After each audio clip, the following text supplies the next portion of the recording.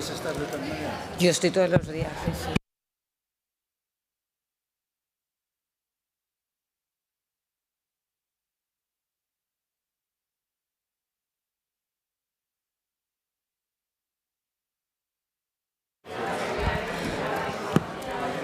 Muy buenos días. Ruego a sus señorías que tomen asiento, que vamos a comenzar el pleno.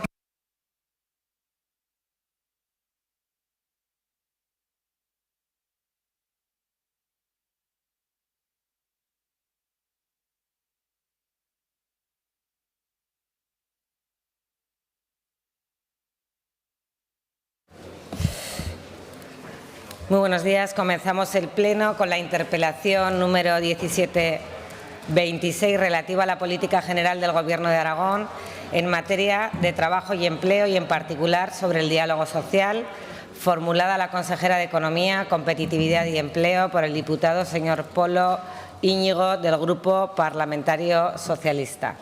Cuando usted quiera.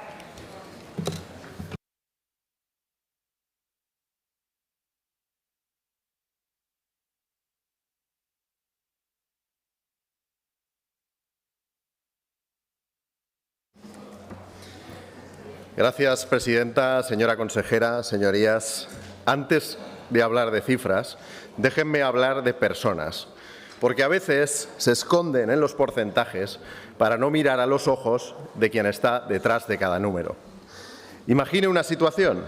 Piense en una mujer, 40, 50 años, trabaja, lleva 14 años en la empresa, no tiene pareja, tiene 2 hijos, paga una hipoteca, cada mañana antes de entrar al turno deja a sus hijos en el colegio. Un día, su empresa anuncia un ERE. De golpe, esa mujer no sabe si el mes que viene va a poder pagar la hipoteca, ni cómo va a dar de cenar a sus hijos. Eso no es una estadística. Eso es una familia destrozada por una decisión que se tomó en un sillón. Y eso, señora consejera, eso, pese a los grandes anuncios, está pasando en Aragón. Está pasando ahora y bajo los gobiernos del señor Azcón. Señora consejera, los últimos años hemos sufrido una sucesión de EREs y cierres que han golpeado nuestra tierra. Entre otros, Bosal en Pedrola, TEI Automotive en Tauste, Adiente en Alagón, Manjúmel en Zaragoza, lo que los sindicatos calificaron directamente de deslocalización. Celenza, también en Zaragoza. Más recientemente, Mayorel en Zaragoza, 406 trabajadoras y trabajadores. E Iberfoil en Sabiñánigo, en Huesca, todavía sin resolver. Y Jabones Lagarto, una fábrica abierta desde 1971, más de medio siglo generando empleo en Zaragoza, que cierra y se va de Aragón. No son nombres, son empresas, pero sobre todo son familias, muchas de ellas monomarentales, madres que llevan sobre sus espaldas el peso de todo, el trabajo, los hijos, la casa, las facturas. Y cuando les dicen que una empresa cierra y se va, es un peso que aplasta. ¿Y qué ha hecho este Gobierno ante cada uno de esos seres? ¿Cuántas veces se ha sentado la consejería con los comités de empresa? ¿Cuántas veces ha llamado usted personalmente a los propietarios de las empresas para decirles: quédense en Aragón, tenemos un plan, podemos ayudarles? ¿Cuántas reuniones de recualificación se han convocado para esos trabajadores antes de que se quedaran en la calle? Y los datos de empleo confirman lo que la experiencia vivida ya nos dice. En la EPA del primer trimestre, el paro en Aragón subió un 11%, casi 2 puntos más que la media española. Es verdad que tenemos cifras absolutas que no son las peores, pero los valores absolutos no nos cuentan toda la realidad. Lo que nos cuentan las tendencias es devastador. En el balance de los 3 gobiernos del señor Azcón, el paro en Aragón ha bajado apenas un 0,9. La media española lo ha reducido en un 3,5. Teruel es la 5ª provincia española con menor incremento de afiliados. Huesca está entre las 7 con mayores descensos de autónomos. Mientras tanto, la industria aragonesa lleva 2 años, todo el 25 y lo que llevamos del 26, con la facturación cayendo, y el clima industrial en abril de 2026 está 11 puntos por debajo de la media nacional. Pero hay 2 brechas que resultan especialmente inaceptables y que quiero que queden grabadas en el diario de las sesiones y también en la conciencia de todos nosotros. La primera, la brecha de género. En Aragón la tasa de paro femenina es del 10,19 frente al 6,82 de los hombres. Somos la sexta comunidad con mayor brecha de género en desempleo. Esas mujeres no están en paro por elección, están en el paro porque el mercado laboral y este Gobierno no les ha dado las mismas oportunidades. Y muchas de ellas son las mismas mujeres que se quedan solas cuando cierra una planta. La segunda, el paro joven. Bajo el Gobierno del señor Azcón, el paro juvenil en Aragón ha bajado prácticamente cero. 16 jóvenes. 16. Solo 16. Mientras tanto, España ha reducido el paro juvenil un 12%. Nuestros jóvenes se están yendo de Aragón o están renunciando a encontrar trabajo aquí. Y ese es el fracaso más silencioso, pero probablemente sea el más duradero de su Gobierno. Mientras todo esto ocurre, señora consejera, usted recorta financiación al diálogo social, recorta financiación a sindicatos y organizaciones empresariales por el diálogo social. Por cierto, también a organizaciones agrarias. Le pregunto con toda seriedad, ¿qué mensaje les está enviando a los trabajadores de Manjubel, de Mayoral, de Mayorel, de Bosal, etcétera? ¿Que sus representantes sindicales valen menos? ¿Que el diálogo no merece ser financiado? Señorías, por eso nuestro grupo parlamentario, el Grupo Parlamentario Socialista, exige que trabajen por el mantenimiento de las empresas y el empleo, con programas de recualificación reales, con planes de recolocación, con diálogo social urgente y con obligación de sentarse con los comités de empresa y con las direcciones de las empresas antes de que sea demasiado tarde. Porque cuando una empresa ya ha cerrado, ya no hay plan que valga, solo queda el dolor.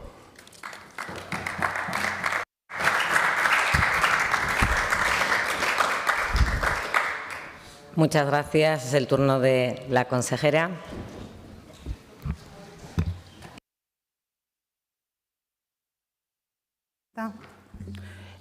Señor Polo, señorías, como ya expuse en mi comparecencia del 22 de mayo de inicio de legislatura, el objetivo central de esta legislatura en lo económico es que las grandes inversiones que está trayendo Aragón tengan un efecto tractor real sobre el conjunto de la economía, es decir, sobre su tejido empresarial, su capital humano, su productividad, los salarios y, sobre todo, generando más oportunidades a sus ciudadanos en forma de más y mejores empleos.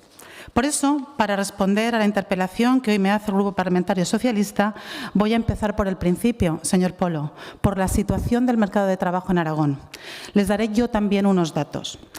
Aragón tiene una de las tasas de desempleo más bajas de España. De hecho, es la cuarta más baja después de Madrid, Cantabria o País Vasco, del 8,37%, 2,5 puntos por debajo de la media nacional.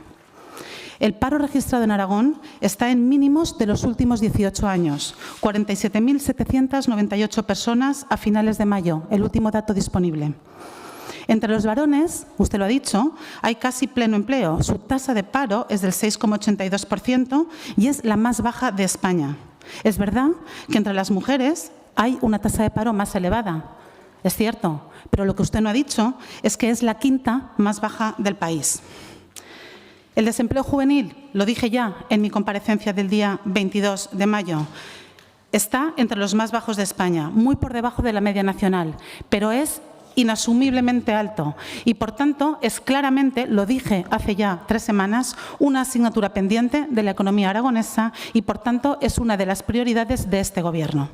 Por eso, trabajamos en crear oportunidades, como he dicho al principio.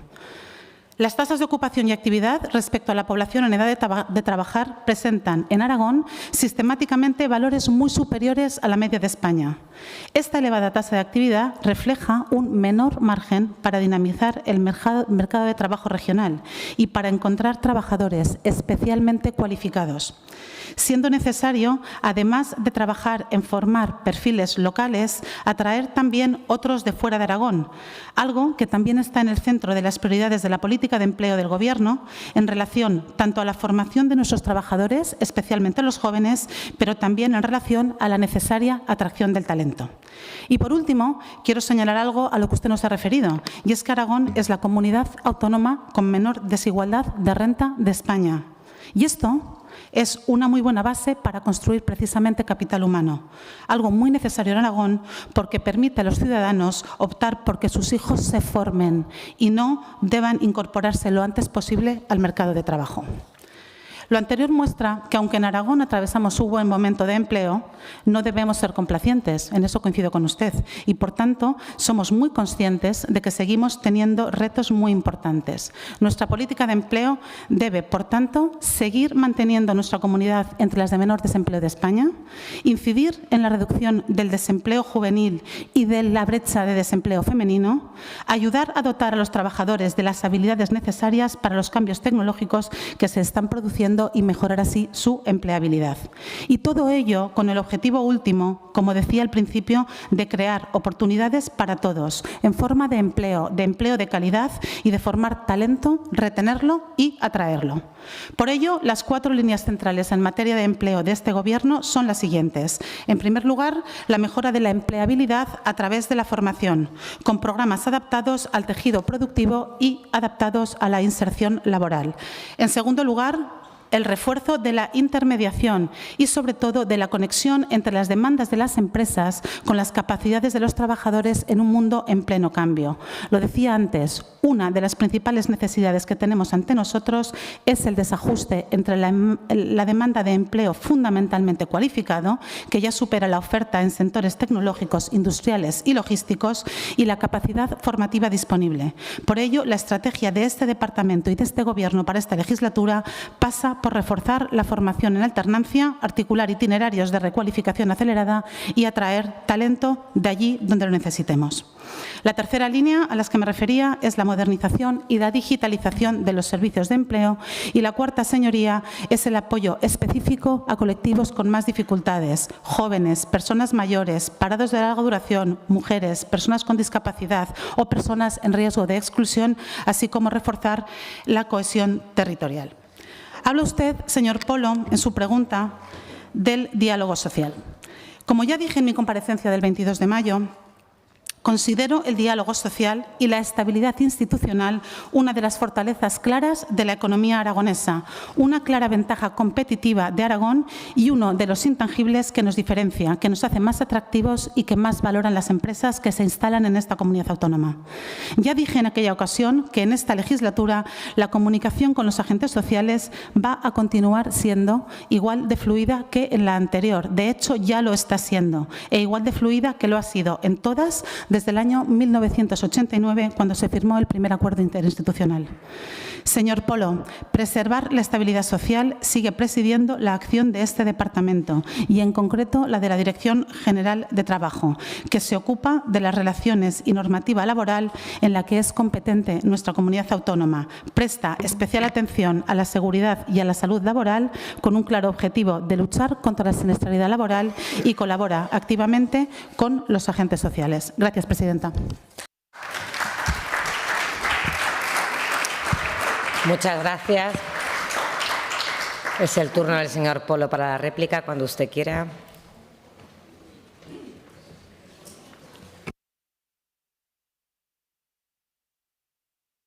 Gracias, señora presidenta. Señora presidenta y señora consejera, es un honor que me llame señor Polo, pero soy el señor Dueso. He escuchado su respuesta. Discúlpeme, señor Dueso. Le pido disculpas, señor Dueso, ya no se me olvidará más. Señora consejera, el movimiento se demuestra andando. Y con todo el respeto que le debo como titular de consejería, debo decirle que me ha parecido insuficiente, técnicamente pulida, quizá, pero insuficiente. Porque cuando una familia pierde el sustento, las palabras bien construidas y los índices no alimentan a nadie. Usted ha hablado de cifras, yo también voy a hablar de cifras, pero voy a ponerles cara. Manjumel, Zaragoza, 120 personas. Los sindicatos dijeron en voz alta lo que todos sabemos. Deslocalización a Europa del Este, empresa que fabrica lo mismo en otro país porque allí la mano de obra es más barata y las protecciones laborales menores.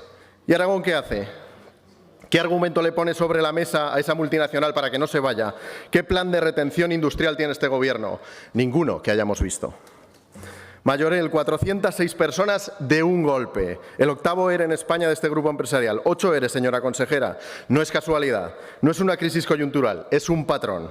Y 2 sindicatos mayoritarios rechazando el acuerdo y anunciando acciones legales porque consideran que detrás hay un cierre encubierto. ¿Ha preguntado usted a esa empresa qué hay detrás? ¿Les ha pedido explicaciones? Y mientras esto ocurre en Zaragoza, en Huesca está abierto el proceso de Iberfoil en Sabiñánigo. donde hace un año, por cierto, se hacía fotos sonriente la señora Vaquero. Todavía sin resolver, una comarca que ya sabe lo que es perder industria, que ha construido con esfuerzo un tejido productivo que hoy vuelve a estar en peligro. ¿Qué está haciendo la Consejería en Sabiñánigo hoy, en estos momentos? Dice la propiedad de Iberfoil, en los últimos años la empresa se ha visto afectada por la inestabilidad geopolítica internacional y el incremento de costes. Dicen los empresarios, por ejemplo, del Cincamedio, la Asociación de Empresarios insta al Gobierno de Aragón a acelerar el plan de choque frente a la crisis en Oriente Medio.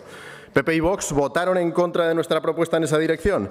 ¿Escucharán a los empresarios? ¿Qué está haciendo la Consejería? Tomen medidas ya, porque mañana será tarde. Señora consejera, le pregunto con la misma sencillez con la que preguntaría una trabajadora afectada. ¿Tiene usted el teléfono de los comités de empresa? ¿Los llama, los escucha?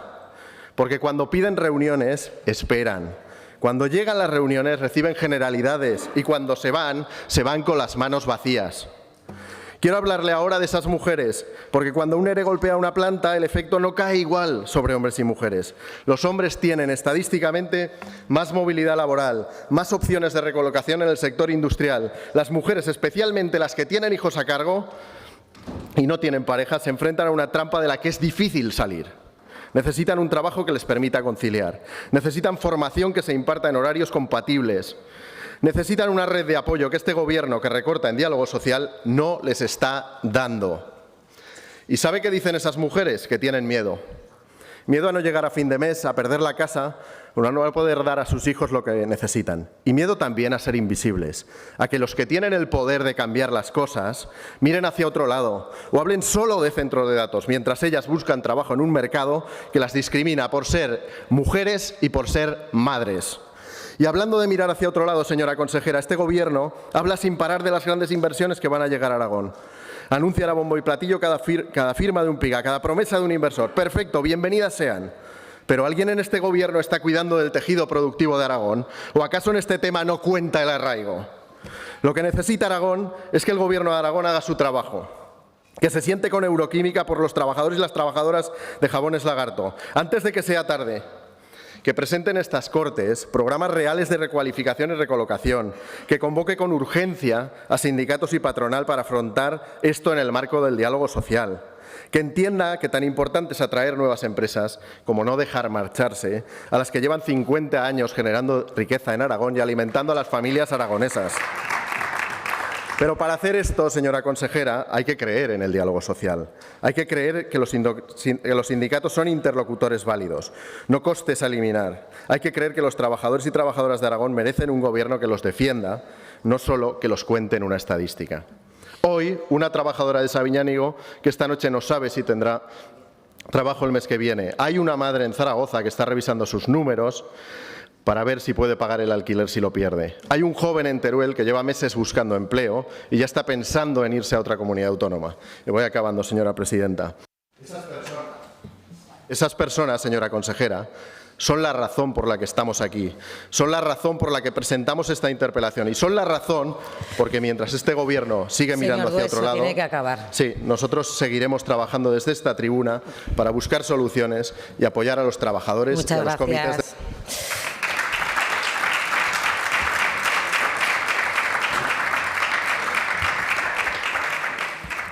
Señora consejera, es su turno.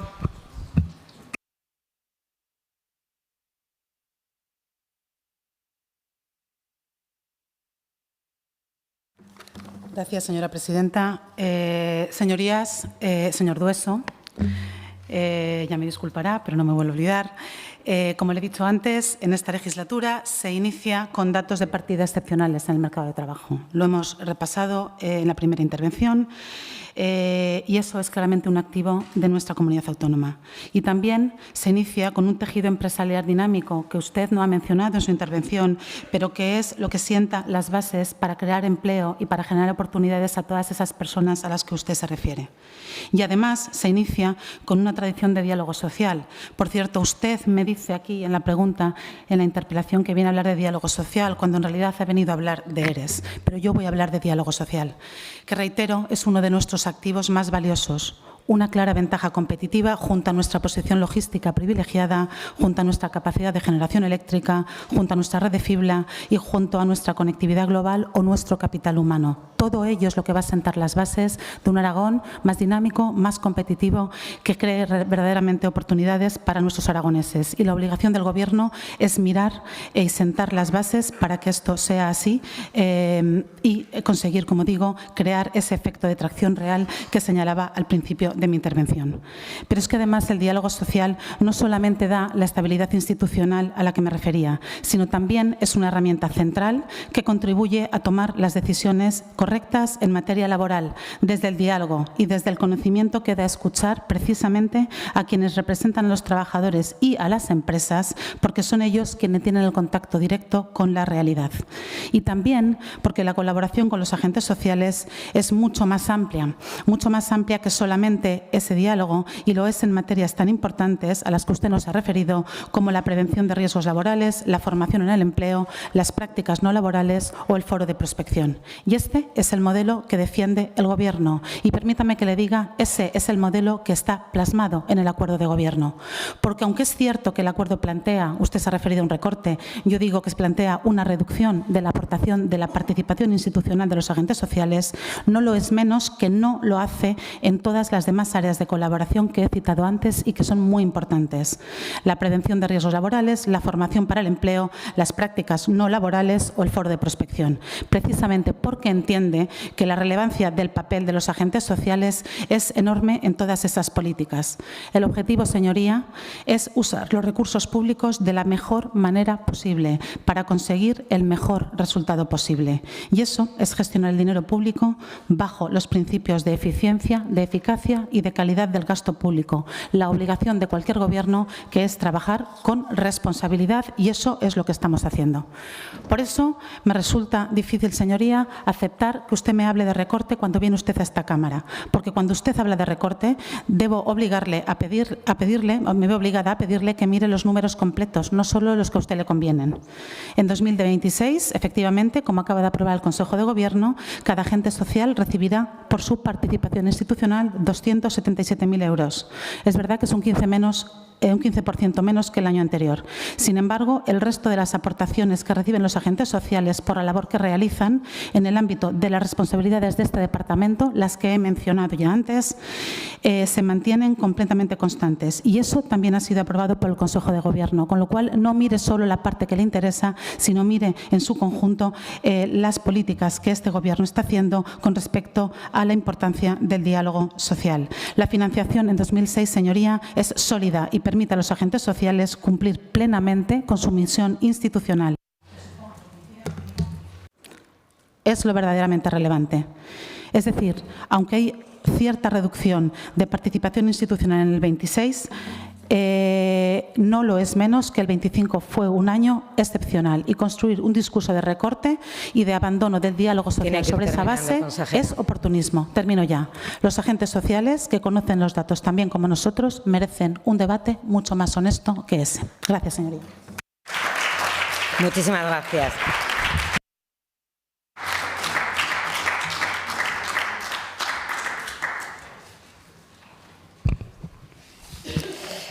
Pasamos pues a la siguiente interpelación, número 1926, relativa a la política general del Gobierno de Aragón en relación a la lucha contra las listas de espera sanitarias, formulada al consejero de Sanidad por el diputado señor Ledesma Gelas. Cuando usted quiera.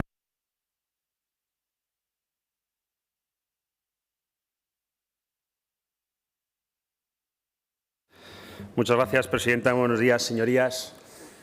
La verdad es que estoy especialmente contento de poder hacer una interpelación a un consejero, porque estuve toda la legislatura pasada, y de esto el señor Sabes podrá dar fe, en las juntas de portavoces reivindicando el derecho que tenían los grupos parlamentarios, en este caso el Grupo Popular, que apoya al Gobierno, de poder hacer este tipo de intervenciones en el Pleno de las Cortes.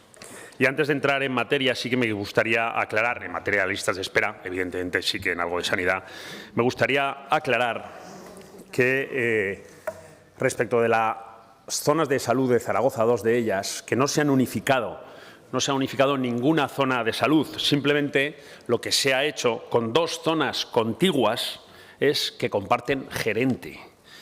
Esto está perfectamente explicado en la nota del departamento.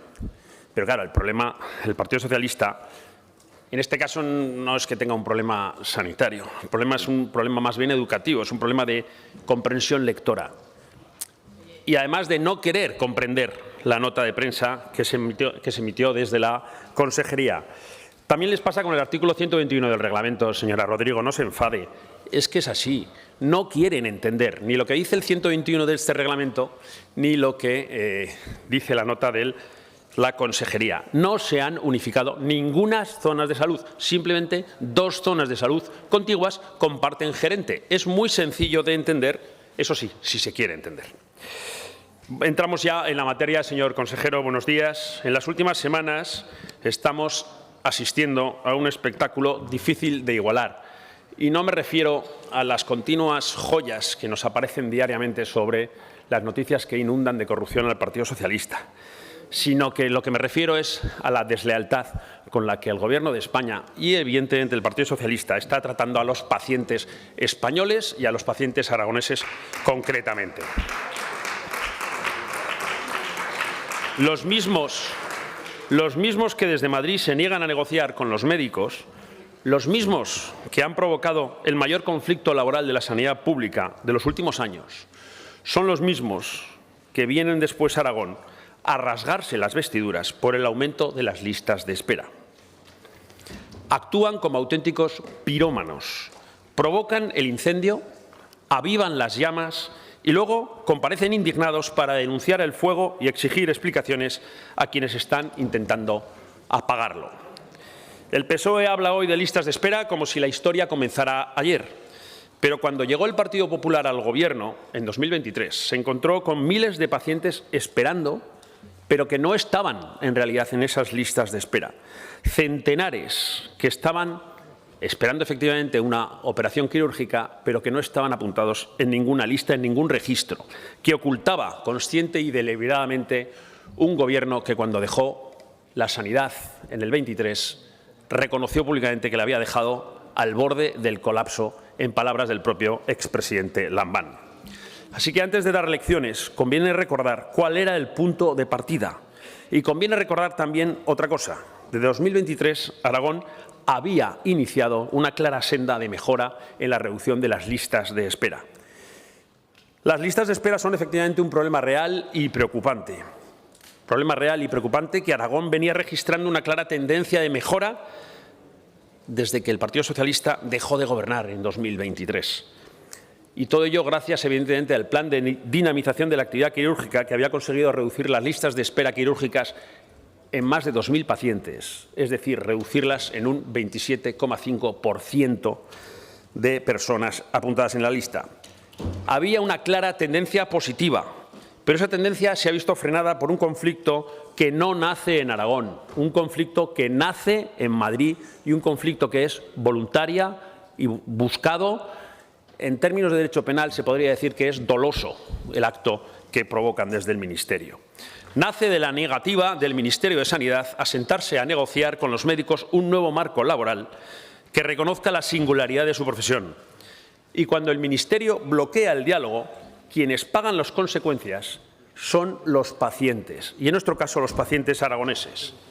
Cada operación suspendida, cada consulta aplazada, cada prueba diagnóstica retrasada, todo acaba transformándose en más demora y en más sufrimiento para los miles de aragoneses. Señorías, la portavoz del Partido Socialista en materia de sanidad denunciaba recientemente el incremento de las listas de espera. En esa segunda parte que tienen los pirómanos, después de pegarle fuego, claman porque se apague el incendio. Y tienen razón en una cosa: las listas de espera preocupan. Al Gobierno de Aragón, además, le ocupan. Aunque al de Madrid le ocupan en el sentido contrario, al Gobierno de Aragón le ocupan para intentar reducirlas. Nos preocupan a todos esas listas de espera. Pero olvidaba explicar la señora portavoz algo esencial. Omite explicar quién está provocando la huelga. Una huelga que está paralizando miles de consultas y operaciones en toda España. Omite explicar por qué los médicos llevan meses reclamando negociación y por qué el Ministerio sigue instalado en la confrontación. También omitió explicar por qué la propia organización médica colegial los colegios profesionales y las organizaciones representativas de los facultativos denuncian esa falta de diálogo. Que expliquen por qué no quiere la ministra dialogar. No se puede denunciar las consecuencias mientras se apoyan las causas. No se puede exigir menos listas de espera en Aragón mientras se respalda desde Madrid una política que multiplica las suspensiones quirúrgicas y las consultas aplazadas. Eso no es defender la sanidad pública. Eso es utilizar la sanidad pública como arma política. Y los aragoneses se merecen algo mejor. Por todo ello, señor consejero, le formulo la siguiente interpelación. ¿Qué valoración hace el Gobierno de Aragón del impacto que las huelgas médicas, derivadas del conflicto abierto por el Ministerio de Sanidad respecto al Estatuto Marco, están teniendo sobre las listas de espera y la asistencia sanitaria en nuestra comunidad autónoma? ¿Y qué actuaciones está desarrollando para minimizar sus efectos sobre los pacientes aragoneses? Muchas gracias. Muchas gracias, señor Ledesma. Es el turno del señor consejero de Sanidad, cuando usted quiera.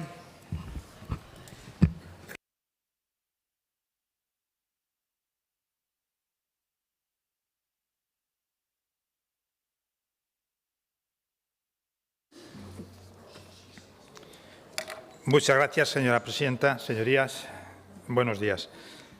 Como bien ha apuntado el señor Ledesma, la semana que viene, del 15 al 19 de junio, sufriremos la enésima huelga de nuestros médicos y facultativos contra el Estatuto Marco. Estatuto cuyo anteproyecto ha sido aprobado recientemente por el Gobierno de España y ahora se encuentra en periodo de audiencia e información pública. Como saben, ha sido aprobado contra el criterio de los sindicatos médicos, de los colegios profesionales de las comunidades autónomas e incluso de los sindicatos SATSE, Comisiones Obreras, UGT y CESIF, sindicatos estos últimos con los que el Ministerio había alcanzado un principio de acuerdo que se ha roto, al ser el texto aprobado diferente al negociado con ellos y constituir, en palabras de estos sindicatos, un ataque directo a la línea de flotación del acuerdo alcanzado. En el Consejo Interterritorial celebrado anteayer en Madrid quedó patente la soledad del Gobierno del Partido Socialista Obrero Español. Nadie apoya el anteproyecto del nuevo Estatuto Marco del Gobierno. Nadie. Está en contra los colegios profesionales del ámbito de la sanidad, los médicos, la enfermería, los farmacéuticos y también los veterinarios. Está en contra el sindicato médico, está en contra el sindicato de enfermería, están en contra todas las comunidades autónomas, todas, las gobernadas en solitario o en coalición por el Partido Popular, por el Partido Socialista Obrero Español, por Vox, por PNV o por Geroa Bay. Incluso el Gobierno catalán también, aunque éste quiso adoptar una posición propia. Como pueden apreciar sus señorías, no se trata de una posición política, se trata de una posición técnica, de justicia, de sentido común, de todo el sector de la salud de toda España. El empeño del Gobierno del señor Sánchez en seguir adelante con la actual propuesta de Estatuto Marco no conduce a ninguna parte. Mejor dicho, nos conduce al abismo. La consecuencia es una huelga atroz con gran impacto en la salud de todos los aragoneses y esto es muy grave. Esta situación solo sirve para escalar un conflicto y para distraer el foco mediático, lo que lamentablemente, como ya he dicho, está repercutiendo de forma directa en la salud de los aragoneses. Hasta ahora, desde que se inició la huelga, el 13 de junio de 2025, han sido ya 12 semanas de huelga. 39.721 consultas suspendidas en atención primaria. 39.655 consultas suspendidas en atención hospitalaria. 4.949 intervenciones quirúrgicas suspendidas. 13.258 pruebas diagnósticas suspendidas. Es actividad asistencial perdida que nos preocupa y que estamos trabajando para que todo ello suponga el menor impacto posible en los aragoneses. Este es el esfuerzo que deberíamos estar dedicando a seguir reduciendo la lista de espera y la demora media en consultas y en pruebas diagnósticas, y no a amortiguar los efectos de una huelga provocada por el Gobierno del señor Sánchez. Es imprescindible contar con todos los recursos a nuestro alcance, coordinar y optimizar la gestión de nuestros activos y aprovechar cada oportunidad de mejora. Ese es nuestro compromiso con los aragoneses. Pero tengan una cosa clara, es imposible planificar el futuro de nuestra sanidad cuando el Ministerio se dedica a torpedear el presente.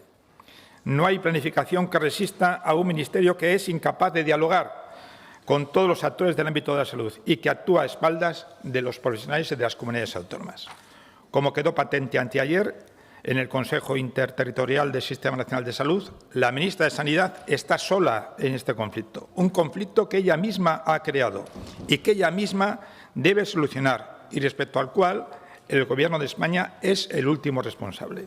Desde aquí, el Gobierno de Aragón, al igual que han hecho el resto de comunidades autónomas, todas, instamos a la ministra de Sanidad y al Gobierno del Partido Socialista a resolver este conflicto que tanto perjuicio está creando a todos los españoles y, en particular, a los ciudadanos aragoneses. Muchas gracias. Muchas gracias, consejero. Señor Ledesma, cuando usted quiera.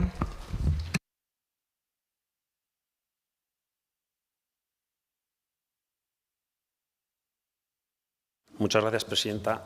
Señor consejero, después de escuchar la barbaridad de la enorme cifra o cifras de los actos médicos, operaciones quirúrgicas, especialistas, pruebas diagnósticas que han quedado suspendidas, las miles y miles y miles de pruebas diagnósticas, operaciones y visitas al médico que han quedado suspendidas, evidentemente el trabajo es ingente para poder esponjar ese roto que la huelga de médicos provocado por el Ministerio nos está creando a los aragoneses.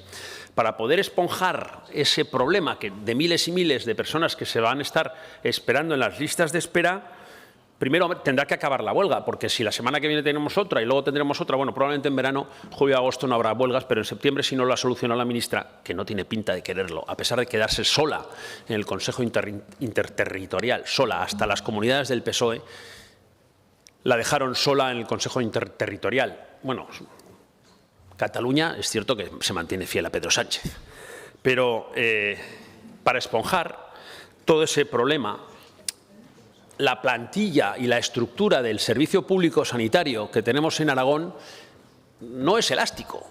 Es decir, no tenemos un sistema sanitario con una elasticidad tan brutal para absorber de repente en pocas semanas los miles y miles y miles de actos públicos, de actos sanitarios, perdón, que han quedado en listas de espera y que han sido suspendidos. Con lo cual, la conclusión es evidente, señor consejero. Yo no veo otra solución que para poder esponjar y dar servicio a los aragoneses sanitarios que acudir evidentemente a la colaboración público-privada para poder atajar el problema que el Ministerio de Sanidad está creando. No veo otra solución. Así que, ¿qué quieren que les diga? Están provocando también este proceso para intentar luego denunciar, ¿verdad?, la concertación público-privada, que es la única solución viable. Pero les esperaremos ahí, no se preocupen, señores de la izquierda, que ya les he dicho antes que eran unos pirómanos. Provocan el fuego y luego claman porque vengan los bomberos a resolverlo. Pero vendrá el Partido Popular a resolver el problema, como suele venir a resolver todos los problemas de servicio público que deja la izquierda cuando deja los gobiernos. Así que me van a permitir terminar, señorías del PSOE, diciéndoles que no pueden provocar huelgas desde Madrid y denunciar listas de espera desde Zaragoza, porque cuando se niegan a negociar con los médicos, cada operación suspendida, cada consulta aplazada, lleva la firma política del único responsable. Efectivamente, Pedro Sánchez, lo ha dicho usted, lo tienen claro. Pues ¿para qué, verdad? Lo tienen claro, ¿para qué vamos a insistir?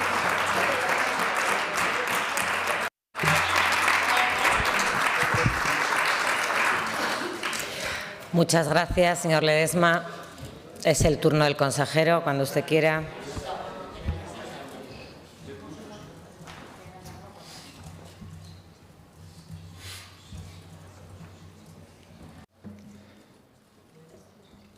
Muchas gracias, señora presidenta. Señor Ledesma, las proyecciones que se manejaban sobre la evolución de las listas de espera dibujaban un escenario muy prometedor. La evolución descendente de las listas de espera hasta junio de 2025 indicaba que la capacidad del Servicio Aragón de Salud es suficiente para atender las necesidades de los aragoneses. Sin embargo, estas huelgas rompen por completo esa evolución y se disparan los retrasos, cuyos efectos acumulados estamos sufriendo ya y seguiremos arrastrando en el futuro próximo. Cada semana de huelga supone más de 800 pacientes adicionales a la lista de espera quirúrgica. Porque el daño no es solo inmediato, tiene un efecto dominó. Cada intervención que nos vemos obligados a reprogramar hoy ocupará un quirófano y un equipo médico mañana. Y eso significa, inevitablemente, retrasar operaciones de otros pacientes que deberían ser atendidos en ese momento. Para paliar esta situación, nuestro plan consiste en que todos los sectores sanitarios, todos los hospitales trabajen en red, ya trabajan en red. Mismos protocolos médicos, colaboración y apoyo entre los diferentes equipos médicos. Estamos trazando también un plan para optimizar el uso del suelo quirúrgico. Vamos a ampliar el sistema de avisos de citas por WhatsApp dirigido a reducir el absentismo en consultas y pruebas diagnósticas. A fecha de hoy, allí donde está implantado el sector 1, en Huesca y en Barbastro, ya ha permitido recuperar más de 6.300 citas desde que se inició el proyecto. Y, por supuesto, se recurrirá también a la concertación de intervenciones quirúrgicas a través del acuerdo marco que ya tenemos vigente. Señorías, gobernar la sanidad a espaldas de las comunidades es gobernar contra los pacientes. El pasado miércoles, 16 comunidades autónomas, todas las que participamos en el Consejo Interterritorial, incluyendo comunidades gobernadas por el Partido Socialista Obrero Español, le recordamos al Gobierno de España que ellos han generado el problema, que ellos tienen la competencia sobre el Estatuto Marco. Y cada día que pasa sin que el Gobierno de España resuelva el problema, erosiona la confianza de los profesionales y de los ciudadanos con el Ministerio de Sanidad. No duden que desde el Gobierno de Aragón pediremos las responsabilidades que correspondan por la inacción y la falta de diálogo del Gobierno de España. Pediremos responsabilidades en nombre de los aragoneses que ven sus consultas, las pruebas y las intervenciones quirúrgicas reprogramadas. Nada más, muchas gracias.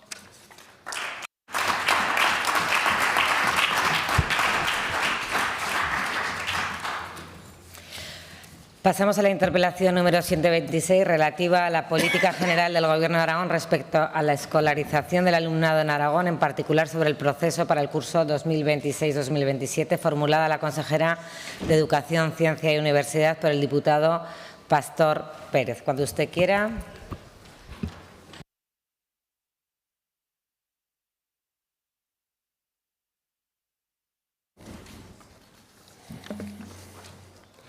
Muchas gracias, presidenta. En primer lugar, saludar a familias de colegios públicos que han venido al debate para ver si entienden por qué se están cerrando tantas aulas en sus colegios. Bienvenidos a la casa de todos los aragoneses y aragonesas. Consejera, voy a leer una noticia. No se preocupe que no son las portadas de los principales diarios de hoy. Es una noticia del año 2015. El PP titula «Pide el cese de la consejera de Educación». La portavoz del Partido Popular en las Cortes de Aragón ha pedido en pleno al presidente Javier Lambán el cese de la consejera de Educación tras el varapalo recibido. ¿Y cuál es el varapalo recibido? Pues que el Tribunal de Justicia Superior de Justicia de Aragón admitió las cautelares sobre el concierto educativo de un solo colegio. Y el Partido Popular pide que la consejera de Educación sea cesada por un solo colegio. Y luego le dice además al presidente que si no cesa a la consejera, la responsabilidad será directamente del presidente Javier Lambán.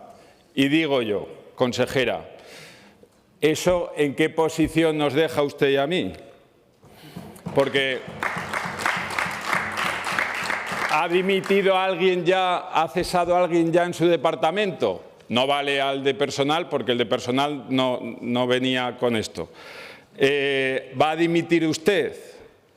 Porque nos han dejado claro ya que las diferentes consejeras de Educación del Gobierno del señor Azcón cuentan el tiempo por meses.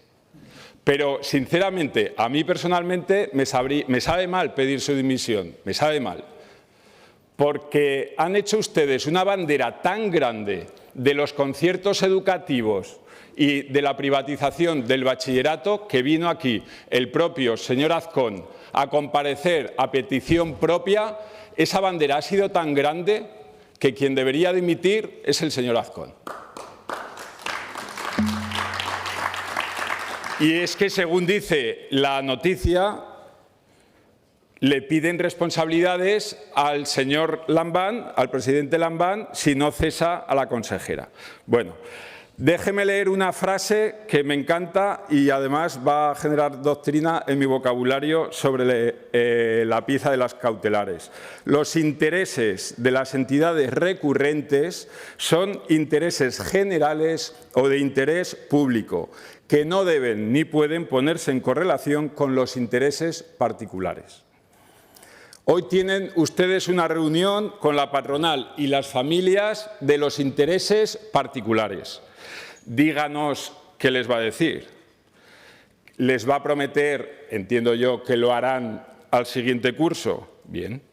Yo espero personalmente que desistan de ese interés tan grande, porque de sobras saben que no se necesitan más plazas de bachillerato y en el futuro aún se van a necesitar menos, porque el alumnado está disminuyendo. Pero, sinceramente, nunca se ha comprendido, yo personalmente no he entendido, que hiciesen lo del concierto, la privatización del bachillerato tan mal, porque lo hicieron en funciones.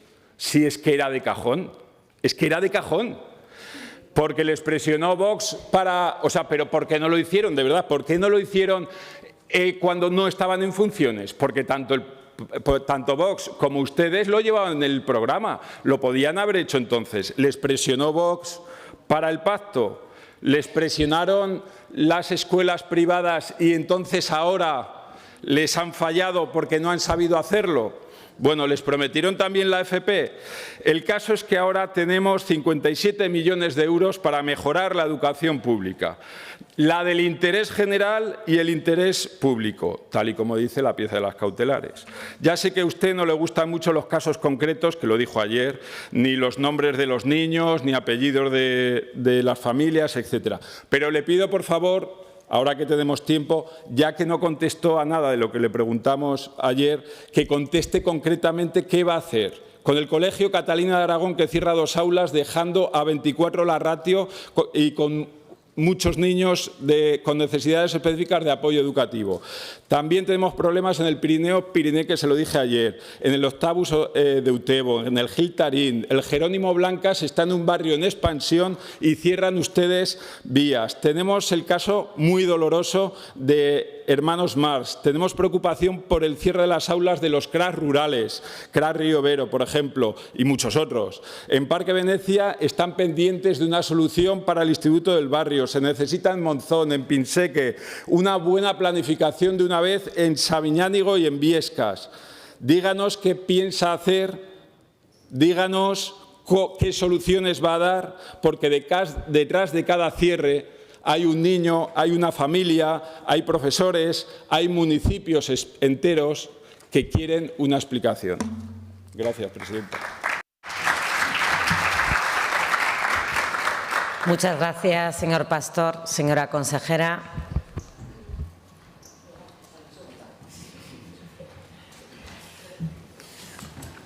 Gracias, presidenta. He revisado las principales portadas de los periódicos de hoy y hablan sobre Leire Díaz, las cloacas del Partido Socialista y la visita del Papa. Y, señor Pastor, se lo he dicho ya varias veces, se le va a hacer a usted más larga la legislatura que a mí. Usted ha interpelado sobre el proceso de escolarización. El de primaria e infantil, es el único que está cerrado.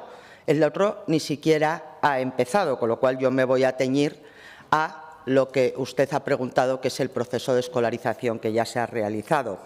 Dice usted, se han cerrado miles de vías. He contado 7. Señor Pastor, ¿cuántas? ¿Cuántas? Usted aquí ha dicho 7. ¿Cuántas? ¿Recuerda las 23 que se cerraron en su último año de gobierno? ¿Eso qué era? ¿Eso qué era? ¿Unificar vías o recortar, según su vocabulario?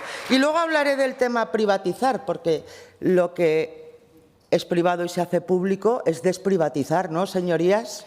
Pero bueno, creo que llevan un poco confuso el vocabulario. Mire, es un poco forzado el enunciado de esta interpelación, señor Pastor, y después de escucharle atentamente todavía me parece más forzado.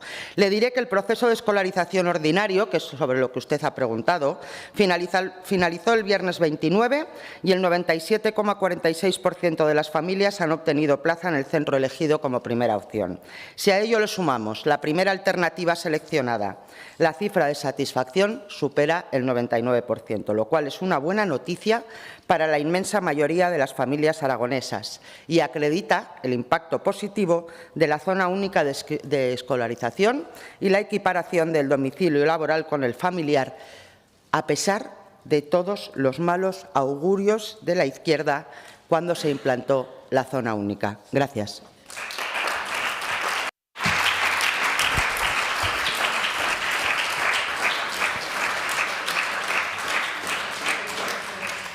Señor Pastor.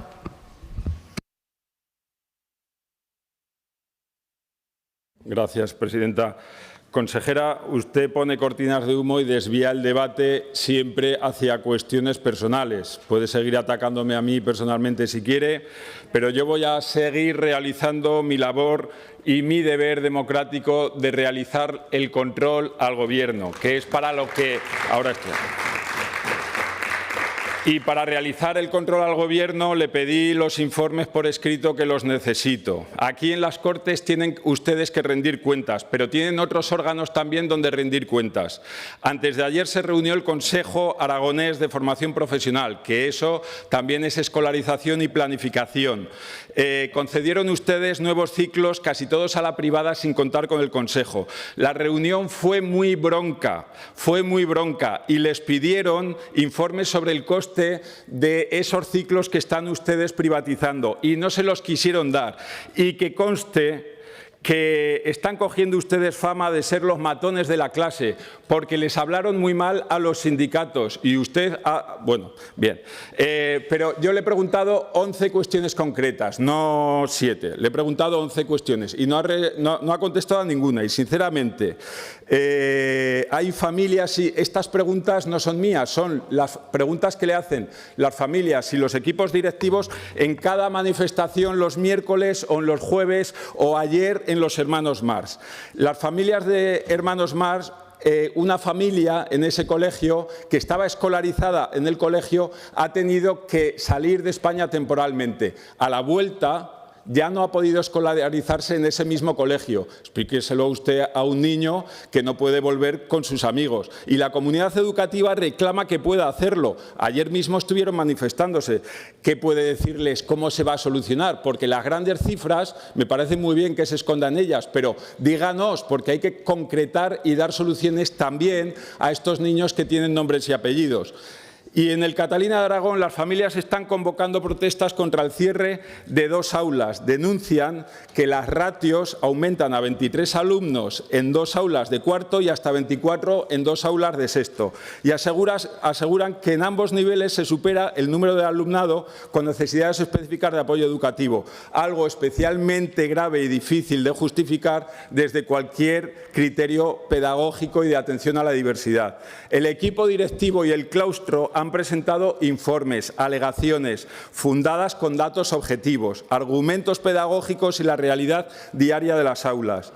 ¿Puede explicarles ustedes el criterio técnico que ha utilizado el departamento para cerrar esas 2 vías frente a los informes del equipo directivo? Se ha defendido el derecho, dicen, del alumnado a recibir una educación pública de calidad y en condiciones dignas, y han sido ignoradas sin ninguna justificación por parte de la Administración. La planificación de todo Aragón, de Zaragoza especialmente, requiere de ver que no sobra ninguna vía, porque ahora mismo no sobra ninguna vía. Lo que sí que están haciendo ustedes es concertar muchas y privatizar muchas. Y deberían sentarse, porque al lado de estos colegios hay varios colegios privados que se están nutriendo. Y lo sabemos todos, están salvaguardando el modelo privado y saben que están descendiendo los niños y las niñas y también el bachillerato. Y, consejera, para terminar, ustedes sabrán por qué se empeñan en desgastar las instituciones, con ataques personales y cortinas de humo. A mí me daría vergüenza utilizar ese discurso de odio. Se han lanzado en manos de Vox y comparten un mensaje contra la inmigración que hasta el Papa se lo ha afeado. Ustedes verán lo que están haciendo. Muchas gracias.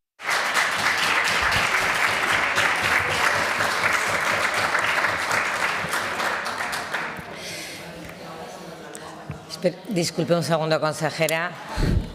Damos la bienvenida, faltaría más, desde esta presidencia a todo el público que quiere venir a ver las sesiones plenarias, faltaría más. Pero siempre lo digo, todos los que vienen a la tribuna de público deben de guardar unas normas y, por tanto, les ruego que no se pueda aplaudir en la tribuna de público nadie, ni ustedes nadie. Así que, si no les importa, como acaban de aplaudir, les ruego que no lo vuelvan a hacer. Consejera, es su turno. Gracias, presidenta. Nos ven desde la tribuna, que no lo he dicho en mi primera intervención.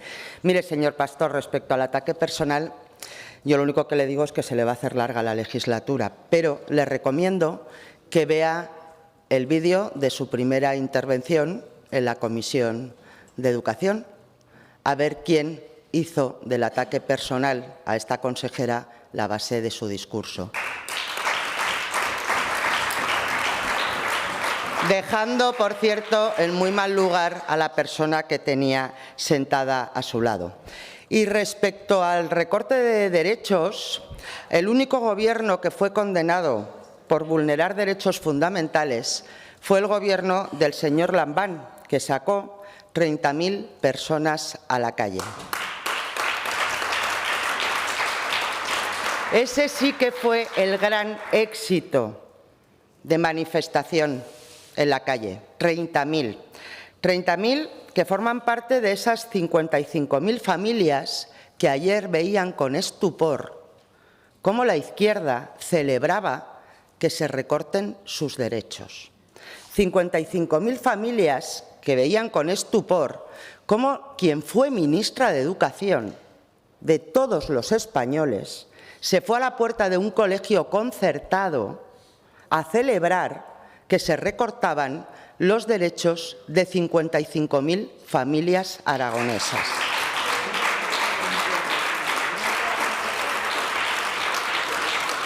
En pocos meses tendrán ustedes que explicar por qué 55.000 familias aragonesas no van a tener el derecho de elegir en qué colegio quieren que sus hijos acaben los estudios, porque ustedes en su sectarismo se piensan que todas las familias que eligen una opción concertada le votan a la derecha o rezan al mismo Dios.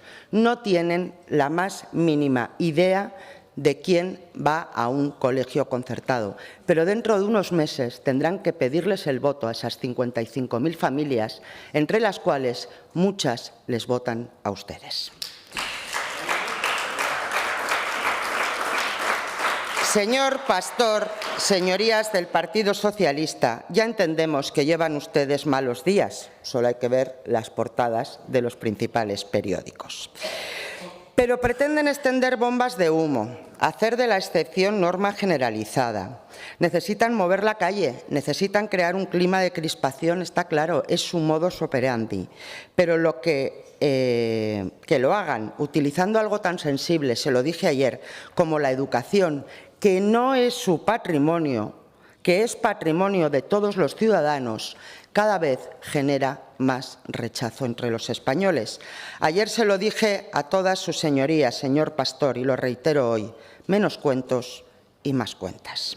El 97,46% de las familias han obtenido plaza en el centro elegido como primera opción, que no me ha escuchado, y sumada a la primera alternativa seleccionada, la cifra de satisfacción supera el 99%.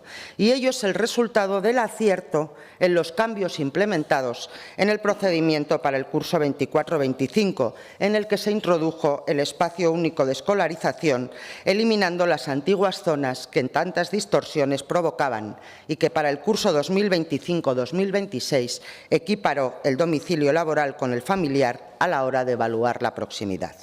Pese a aumentar la capacidad de elección de las familias, hasta en 10, en muchos casos, gracias al nuevo sistema, ha vuelto a reducirse el número de centros en los que ha sido necesario recurrir al sorteo para adjudicar plazas. Fíjese, han sido 23 colegios en los que se han sorteado plazas, frente a los 25 del anterior curso escolar, cuando esta cifra ya cayó a mínimos históricos. De esos 25, 14 corresponden a la red concertada, 9 a la pública. Por primera vez en la historia hay más sorteos en colegios concertados que en públicos. Háganse mirar quién está atacando a la escuela pública. Y no es esta bancada. Son ustedes quienes están perjudicando a la escuela pública.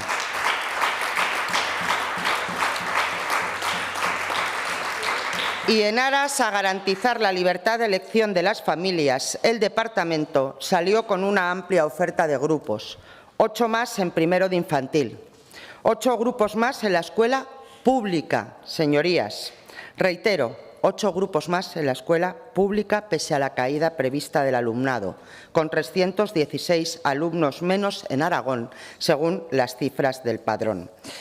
Además, se incrementa la oferta educativa a través de los recursos especializados, con 16 nuevas aulas TEA, 12 de educación especial y 4 de escolarización anticipada. Se lo dije ayer. Este Gobierno, el del Partido Popular, a pesar de que a ustedes se les llene la boca con la inclusión y con la educación especial, ha duplicado el presupuesto en educación especial. Hemos pasado de 6 millones de euros con la izquierda a 12 millones de euros con el Partido Popular y Vox.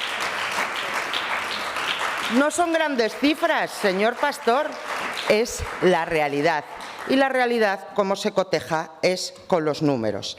En definitiva, excelentes resultados fruto de la planificación anticipada, del análisis de la evolución demográfica y de la coordinación con los centros educativos con el objetivo de garantizar un proceso transparente, equitativo y satisfactorio para las familias. Pero antes de salir aquí a hacer soflamas, a hablar de cientos y cientos y cientos de vías, que solo ha dicho 7, hay que revisar la hemeroteca.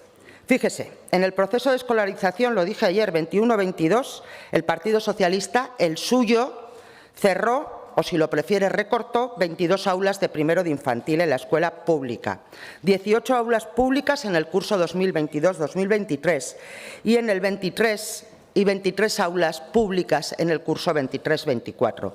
Una persona coherente diría, y responsable, diría que el cierre de aulas obedece a la bajada de la natalidad.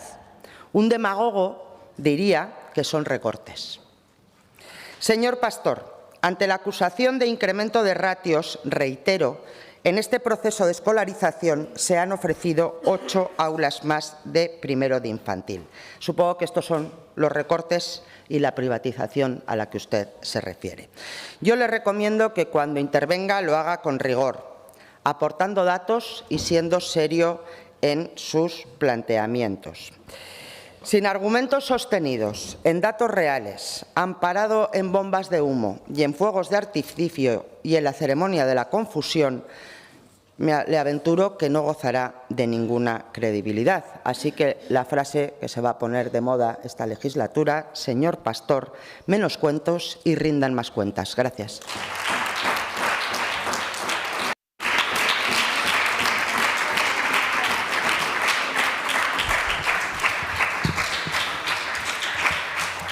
Muchas gracias, consejera. Pasamos a la pregunta número 226, relativa a la construcción de un instituto de educación secundaria en Parque Venecia, formulada a la consejera de Educación, Ciencia y Universidades por el diputado Por la diputada del Grupo Parlamentario Socialista. Tiene usted la palabra. Gracias, señora presidenta.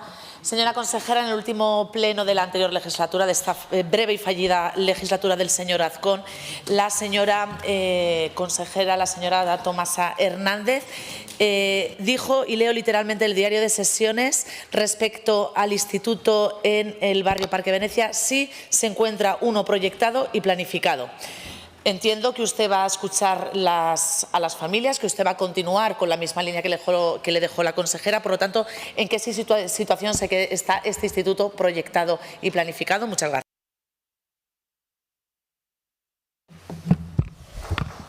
Muchas gracias, consejera. Tiene usted la palabra. Gracias, presidenta.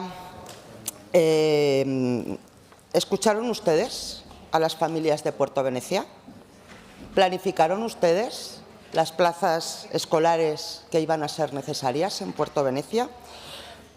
Porque le informo que la planificación de un instituto no es de un año, ni de dos, incluso ni de tres, desde su planteamiento hasta su entrada en funcionamiento. Ilústrenos, por favor, a nosotros y a las familias que nos acompañan, sobre la planificación que realizaron ustedes en Puerto Venecia.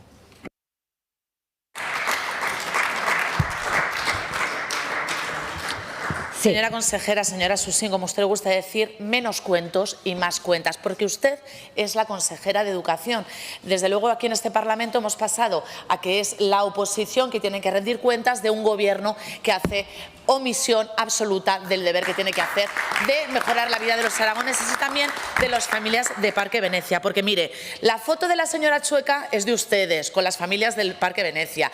El compromiso de la señora Tomasa Hernández es de ustedes. Y la reunión con el director general, que imagino que continúa el señor Luis Mayada, también es de ustedes. Una reunión que se produjo en campaña y donde les llegaron incluso a enseñar la foto de una parcela, por cierto, de equipamiento deportivo, que le dijo el señor Luis Mayada, es que él se lo dijo directamente, que ya habían iniciado los trámites con el ayuntamiento para cambiar la calificación.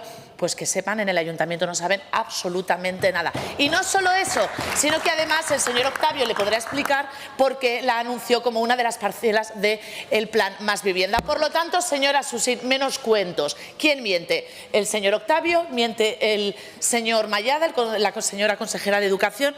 Porque, mire, en 2 años del Colegio María Zambrano va a finalizar la primera promoción que pasará a secundaria. ¿Y sabe qué pasa? Pues que a estos alumnos les gustaría estudiar en su barrio, porque también les gustaría aplicar esa libertad para estudiar donde quieran, que ustedes tan manida la tienen y que aportan y repiten día a día. ¿O qué pasa? ¿Que la libertad está solo para unos cuantos?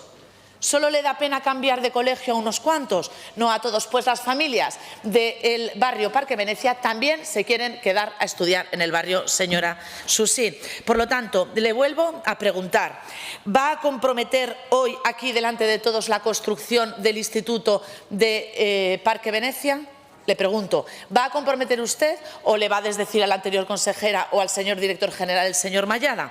¿Cuándo va a realizarse y cómo está ese expediente? ¿Se ha iniciado? ¿No se ha iniciado? Unos dicen que sí, otros dicen que no. ¿Será la parcela prometida? ¿Será una parcela futura? En esa parcela que va a haber vivienda, va a haber equipamiento educativo, como precisamente refleja el plan general. Tiene que ir finalizando, todo esto, Rodrigo. Y finalizo ya, es lo que hoy le pedimos, por favor, que nos aclare, no a nosotros, sino a las familias. Y señora consejera de Educación, menos cuentos y más cuentas, que a usted le toca gobernar. Gracias. Muchas gracias. Señora consejera de Educación, cuando usted quiera.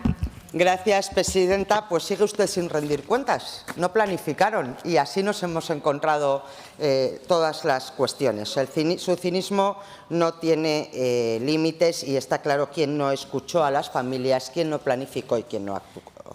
Muy bien. Le diré que hay 2 colegios actualmente en la zona de Parque Venecia. El CEI Parque Venecia, que es un centro de 4 vías y que ya hemos construido las 8 unidades de secundaria, que hoy mismo se han recibido y que, por lo tanto, y si quiere luego le enseño fotos, se estrenarán al inicio de curso.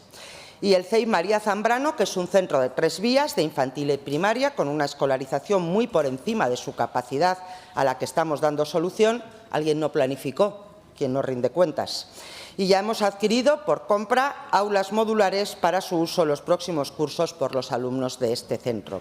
Y es evidente que en el barrio hay que crear nuevas plazas de educación secundaria, como lo era hace 3, 4, 5 y 6 años, y que no hicieron nada, sigue sin rendir cuentas. Pero lo que va a haber es una reunión la semana que viene ya con el Ayuntamiento de Zaragoza. Tenemos 2 parcelas identificadas, los técnicos de educación están analizando cuál es la más idónea y le adelanto ya que durante el año 2027 se va a redactar el proyecto una vez elegida la parcela. Gracias.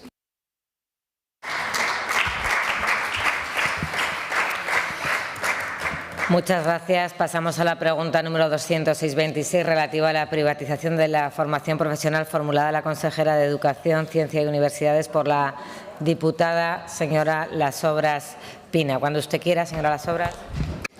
Gracias, presidenta. Buenos días, consejera. Le preguntaba ayer en la comparecencia, en sesión plenaria del jueves, sobre la privatización de la formación profesional, sobre todo en el CPI, formación profesional enlaces, pero usted no me respondió absolutamente nada, con lo cual hoy tenía esta pregunta y aprovecho. Porque usted ayer lo único que dejó claro es que hoy había sido portavoz durante 6 años de educación, de lo cual me siento súper orgullosa y privilegiada. Vuelvo a repetirle, el CPI FP Los Enlaces es un centro público de referencia y que lleva 40 años impartiendo imagen y sonido. Ganó un puesto estatal, usted lo sabe, dentro de la red de centros de excelencia. Ustedes, el Partido Popular, hace 2 años les denegaron el grado superior de sonido porque 150.000 euros les parecía un coste excesivamente alto. Para la pública no había dinero. Sin embargo, para sus amigos de la Fundación San Valero y CPA Salduey hay alfombra azul y verde y facilidades y millones. Han concertado ciclos como animación 3D, sonido y realización e incluso han reabierto y concertado el grado de producción audiovisual, siendo que llevan cursos cerrados por falta de demanda y que además tienen plazas libres en Los Enlaces y en el Instituto Vega del Turia de Teruel. Como ha dicho que la frase es menos cuentos y más cuentas, le voy a hacer cuentas. El cálculo estimado son 5.000 euros por alumno y alumna. Para 400 estudiantes se traduce en una asignación encubierta de 2 millones de euros de dinero público.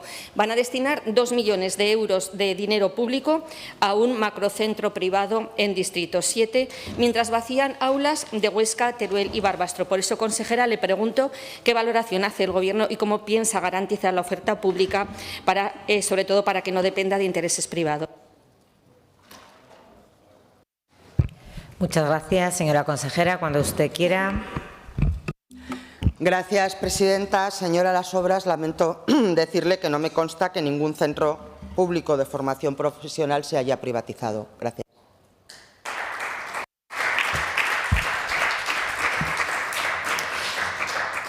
Señora Lasobras, le quedan 40 segundos, le recuerdo. Comienzo.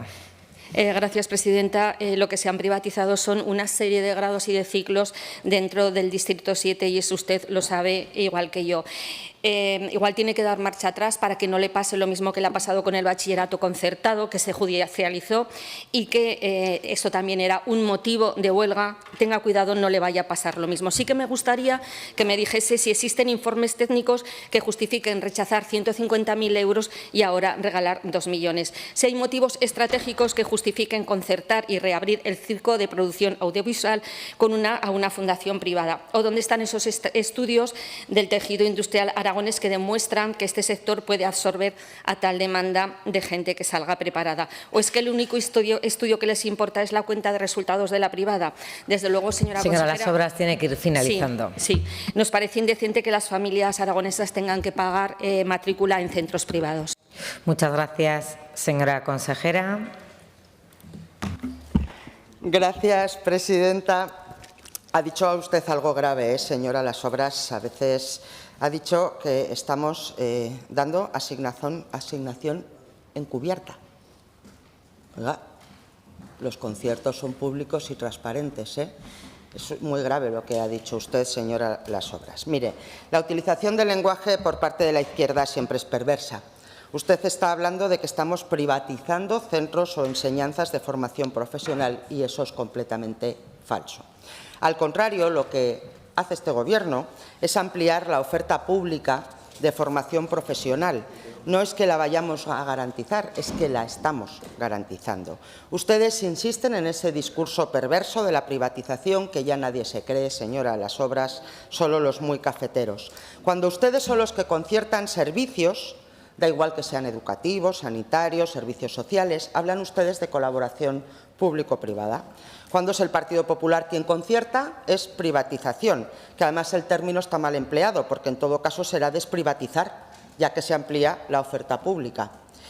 Pero, insisto, lo suyo es cinismo superlativo. ¿A usted le parece fenomenal, señora Las Obras, que todos los servicios sociales, por ejemplo, estén contratados con entidades privadas y con entidades sociales? Eso no lo critican, porque fue el sistema público de servicios sociales, insisto, público, que construyó la izquierda en esta comunidad autónoma. El Partido Socialista, además, concertó todo el ciclo de infantil de golpe, sin justificar, y a ustedes les parecía fenomenal, porque lo hizo la izquierda. Eso no fue privatizar, eso fue ampliar derechos, ¿no, señora Las Obras? Eso era ampliar derechos. Mire, quédese tranquila porque este Gobierno está haciendo precisamente lo que ustedes piden y, según su rasero de medir, ampliar la oferta pública y ampliar los derechos de las familias. Gracias.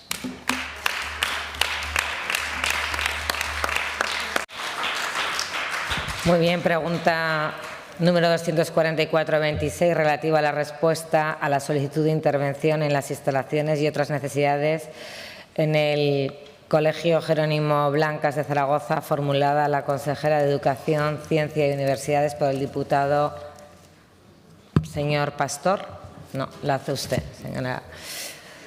Tiene usted la palabra. Gracias, presidenta. Señora consejera, le vengo a preguntar hoy de docentes, alumnos y familias, de eso que a usted dice que es lo que de verdad importa. Para nosotros también es lo que de verdad importa. ¿Conoce el Jerónimo Blancas? Yo lo conozco. Conozco a Pablo, su director, conozco a Miguel, su conserje, aparte del equipo educativo, conozco a algunas familias y, sobre todo, lo más importante es que conozco especialmente a alumnos con necesidades especiales. De aquí que le haga yo la pregunta. Señora Susín, visite los colegios públicos. Reclaman mejoras básicas para su centro, un patio digno, zonas de sombra, mantenimiento del edificio, la recuperación del espacio que tienen junto a la zona de infantil. Tienen una zona que es una verdadera escombrera, es insalubre. Si no fuera por su conserje que se encarga del mantenimiento, allí habría ratas. Y yo le hago esta pregunta. Esta falta total de accesibilidad, por eso se la realizo yo, ya le digo, la falta total de accesibilidad que hay en el centro. Es un centro inaccesible, tiene más de 50 años, es así. Escaleras, cuestas, no le falta de nada. Esto en la ciudad de los premios de la accesibilidad. La próxima vez el jurado, en vez de ir a la Plaza del Pilar, que vaya a los colegios públicos, que no nos darán el premio. Por eso le pregunto, ¿qué actuaciones concretas piensa acometer? Gracias. Muchas gracias, señora consejera. Tiene usted la palabra. Gracias, señora Iglesias. En los antecedentes de esta pregunta decían ustedes que no se había respondido al centro desde el Departamento de Educación y eso, señora Iglesias, no es cierto. Desde la Dirección Provincial de Zaragoza se han reunido con las familias para escuchar las demandas y las necesidades del centro. Respecto a la accesibilidad, creo que usted y yo no somos dudosas en lo que pensamos respecto a ese tema. Y usted a lo que se está refiriendo hoy aquí es a la instalación de un ascensor que sí que está previsto. Gracias, señora Iglesias. Señora Iglesias. Muchas gracias, consejera. No venimos solamente a hablar del ascensor. Sabía del tema del ascensor. El ascensor es más que básico. Le voy a pasar luego unas fotos por WhatsApp de la clase que ocupan los alumnos por no estar ese ascensor. Ese ascensor tendrá que estar pronto, porque este verano ya no va a estar y hasta el siguiente no se podrá acometer esa obra porque no va a ser con los alumnos. Pero vamos más allá de esto. Usted, señora Susín, a este centro acaba de cerrarle una vía de 4 años, de primero de primaria, para rascarles un maestro, sin tener en cuenta las características especiales de los alumnos que pasan en ella. Usted y yo sabemos lo que es tener alumnos con necesidades especiales en una clase. La decisión no debe de cuadrar solamente por una página Excel, que le cuadren los ratios y que entren. No hay que medir cuantitativamente, sino cualitativamente. El director del centro está agotado, pero no está agotado por trabajar, está agotado por pedir una y otra vez soluciones razonables a la Administración, a encontrarse siempre con la misma respuesta: silencios, excusas y ahora, para colmo, que le cierren un aula.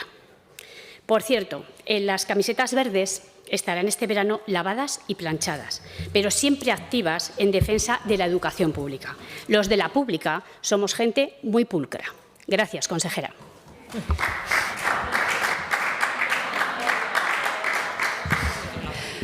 Todos. Sí, señora consejera, tiene usted la palabra. Gracias, presidenta. Señora Iglesias, pues si hace poco usted se alegraba de que aumentáramos los conciertos.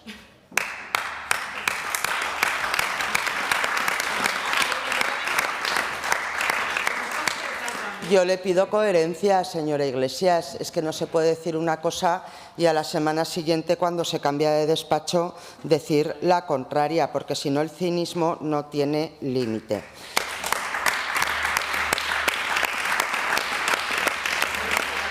Es una cuestión de coherencia, señora Iglesias.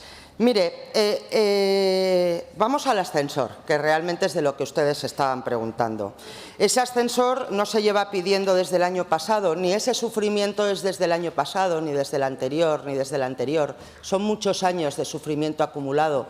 Los problemas no llegan, no han llegado desde mayo del 2023. Ha sido un gobierno de este partido quien ha escuchado a las familias y quien ha redactado ya el proyecto, y quien va a ser quien ejecute las obras, y efectivamente tendrá que ser el verano del 2027, porque con los alumnos dentro no se puede hacer esa obra. Pero para dejar todavía más en evidencia su cinismo, hemos revisado todas las peticiones de ascensores en centros. ¿Sabe hasta dónde se remontan algunas de estas peticiones que siguen sin hacerse? Hasta el año 2015, señora Iglesias. ¿Quién gobernaba en el año 2015, 2016, 2017, 2018, 2019, 2020, 2021, 2022 y 2023? ¿Quién gobernaba? Sí, sí, mándeme todas las fotos. Ustedes tuvieron 8 años y de esto, como de la climatización de las aulas, ni uno. Es más, cuando llegamos al Gobierno, lo dije ayer, no encontramos ni inventario de instalaciones, ni seguimiento activo del estado de los centros, no se sabía si habían pasado inspecciones de industria o de incendios, dejaron los centros en construcción con graves problemas estructurales y así podríamos seguir. Así que rindan más cuentas y cuéntenos menos cuentos. Gracias. Muchas gracias.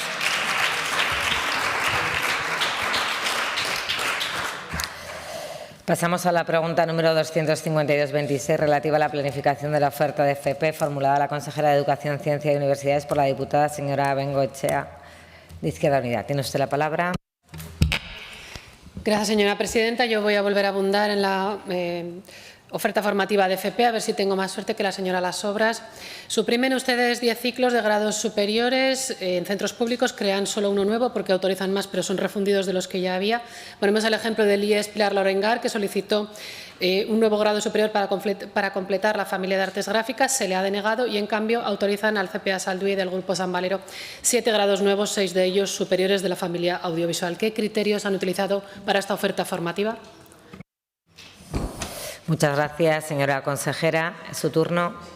Gracias, señora Bengoechea. La planificación de la oferta de formación profesional para el curso 2026-2027 se ha realizado siguiendo criterios objetivos, técnicos y vinculados tanto a la demanda del alumnado como a las necesidades del tejido productivo aragonés. Gracias.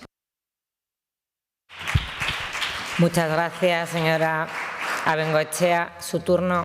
Gracias, señora presidenta. Los hechos. Cierran ciclos públicos y conciertan privados, no aplican el mismo rasero. Se gastan 20 millones de euros en dinero público en la infraestructura para el Distrito 7, pero conceden a dedo para que se haga negocio durante 30 años al Grupo Privado San Valero. Por casualidad, seguramente, duplican la oferta formativa de la familia audiovisual y conciertan al Grupo San Valero 2 grados superiores privados que no habían tenido viabilidad en cursos anteriores por clara falta de alumnado. A la vez, tenemos varios ciclos de la misma familia en Huesca, en Barbastro, en Teruel y en Zaragoza, Zaragoza en un centro que es centro de excelencia, como es el Centro de los Enlaces. A este centro se le denegó, ya lo ha dicho la señora Las Obras, el ciclo superior de sonido alegando duplicidad con Huesca y falta de presupuesto. Eran unos 150.000 euros necesarios, pero ahora mucho más dinero va a ir a ese CPA Salduie privado para dar este y otros ciclos de la misma familia, que evidentemente van a competir no solo con la oferta pública en Zaragoza, sino también con Huesca, Barbastro y Teruel. La publicidad para ese distrito 7, para San Valero, para el CPA Salduie, regada con dinero público, por supuesto, está hasta en la sopa. Yo no he visto esa publicidad institucional pagada con dinero público, como digo, para ningún otro centro o ciclo formativo público, ni para difundir que tenemos ese centro de excelencia en el Centro de los Enlaces. Aplicando el principio de la navaja de Occam, señora Susín, lo que parece, creemos que es lo que es, que sus criterios no son la vertebración territorial ni la garantía de derechos, que sus criterios son debilitar la red pública para que no haga competencia con el negocio privado. El propio informe de gestión del Grupo San Valero lo dice en los riesgos e incertidumbres, dice que el aumento de la oferta pública en ciclos formativos les supone una competencia y un riesgo para su negocio. Y, por tanto, señora consejera, ¿cree usted que es lícito y ético que, teniendo la obligación de gobernar para el interés general y para garantizar derechos a través de servicios públicos fuertes, lo estén ustedes haciendo para blindar y proteger el negocio privado y hacerlo además con dinero público? Usted nos ha dicho, señora Susín, que en unos meses íbamos a tener que pedir votos. A lo mejor a la que se le está haciendo larga la legislatura es a usted. Muchas gracias, señora Susín. Gracias, presidenta. No se preocupe, señora Bengoechea, que su campaña será corta.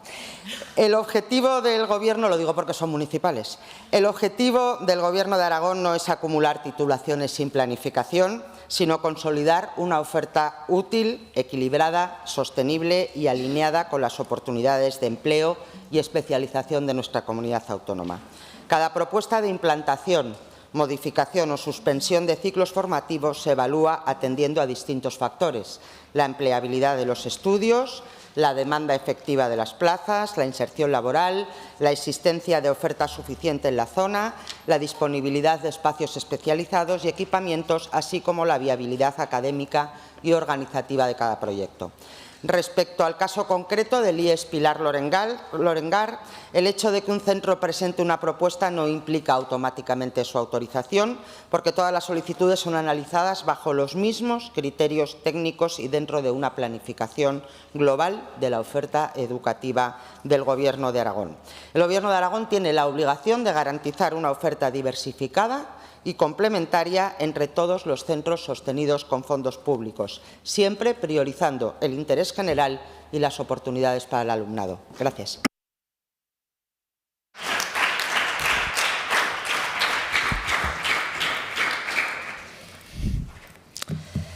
Muchas gracias. Pasamos a la pregunta 22, número 185-26, relativa al anuncio Plan de rescate indirecto para clubes deportivos de élite, formulada a la consejera de Presidencia, Justicia y Cultura por el diputado señor Villagrasa. Tiene usted la palabra. Muchas gracias, señora presidenta. Señora vicepresidenta, señora Vaquero, usted en su primera comparecencia, tanto en la comisión como en propia tribuna, habló de un plan de rescate indirecto para aquellos clubes de élite que estuvieran pasando dificultades. Ese anuncio ha hecho correr ríos de tinta en la prensa, en distintos foros también deportivos, para conocer con grado de detalle qué es lo que ustedes iban a hacer. A raíz del registro de esta pregunta oportuna, en tiempo y forma, por el señor Polo, le preguntaba sobre una circunstancia muy concreta, que era los clubes de élite, tanto del Club Deportivo Teruel como el Voleibol Teruel, que están jugando y que forman parte de esa élite del deporte aragonés. Conocemos, señora Vaquero, que usted la pasada semana, el 2 de junio, si no me falla la memoria, mantuvo una reunión con sus juntas directivas en Teruel, con lo cual la pregunta con carácter concreto y que ampliaremos a nivel general es si tiene usted previsto apoyar al Club Deportivo Teruel y al Club Voleibol Teruel dentro de esas medidas anunciadas del plan de rescate indirecto. Gracias. Muchas gracias. Señora vicepresidenta, cuando usted quiera.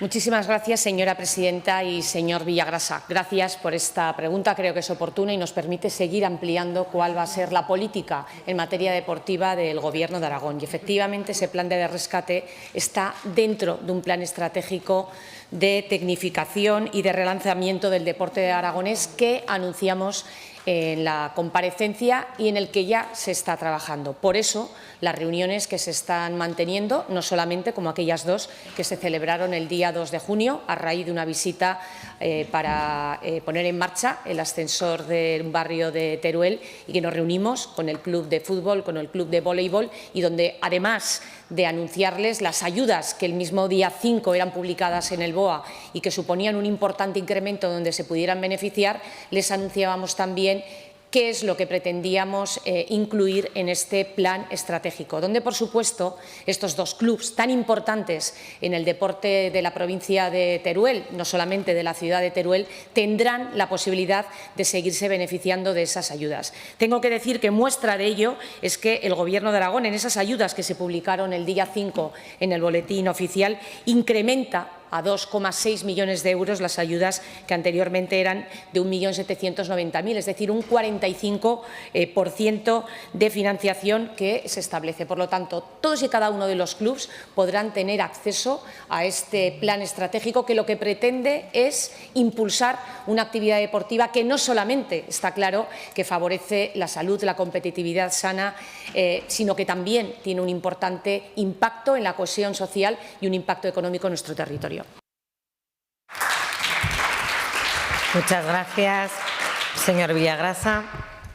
Gracias, señora Vaquero, porque Teruel y sus clubes de élite lo merecen, pero tendremos que identificar, y ustedes nos tendrán que aportar información, qué significan clubes y deporte federado de élite, a qué clubes va a ir destinado, a qué disciplinas, si van a ir vinculadas con la convocatoria de ayudas públicas que usted nos comenta que se publicó en los pasados días, o si, por el contrario, van a acudir como han realizado este mismo viernes en la publicación del Boletín Oficial de Aragón.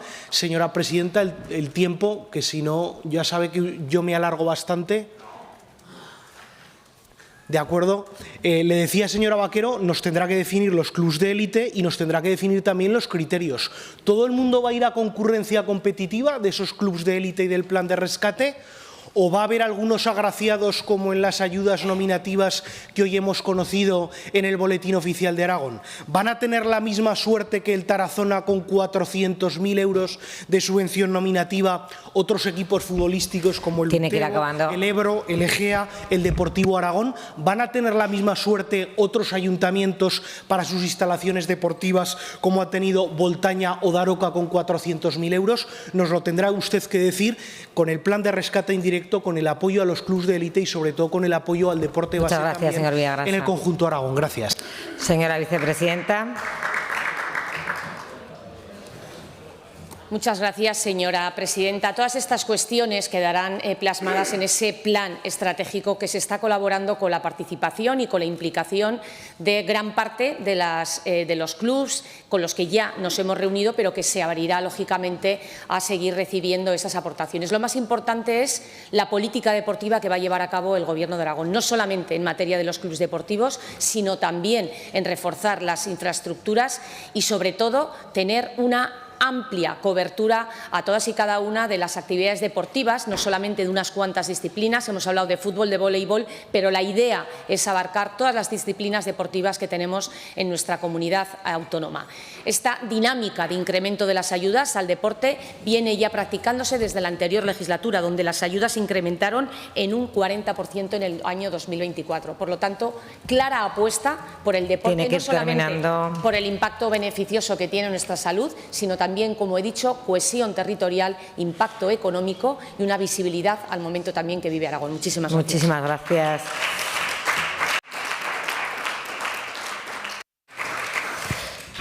Hacemos ahora la pregunta 179-26 relativa a la puesta en funcionamiento del Museo de la Guerra Civil, Batalla de Teruel, formulada a la consejera de Presidencia, Justicia y Cultura por el diputado señor Polo. Interviene el señor Polo. Ahora sí. El señor Polo en acción. Señora consejera, el Museo de la Guerra Civil, Batalla de Teruel, es el resultado de más de una década de trabajo académico, institucional y social.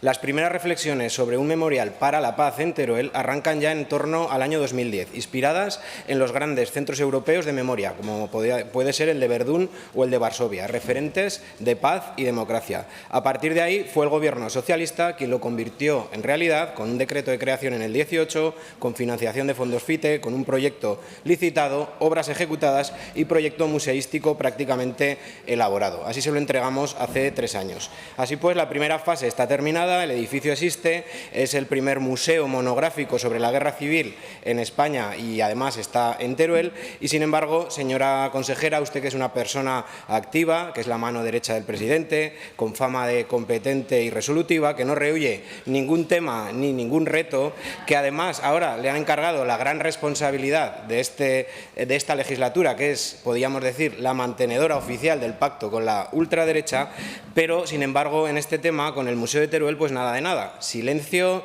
no lo nombra, no lo toca, no existe en su agenda. Tenemos un edificio terminado, con un mandato parlamentario, además, en estas Cortes expreso, hace ya casi un año, y, por lo tanto, le pregunto, ¿cuáles son los motivos por los que no se ha puesto en funcionamiento el Museo de la Guerra Civil Batalla de Teruel? Muchas gracias. Señora vicepresidenta. Muchísimas gracias, presidenta, y muchísimas gracias también, señor Polo, porque acostumbrados a los calificativos que recibimos desde su bancada, le aseguro que son los más agradables que he recibido en todos estos años.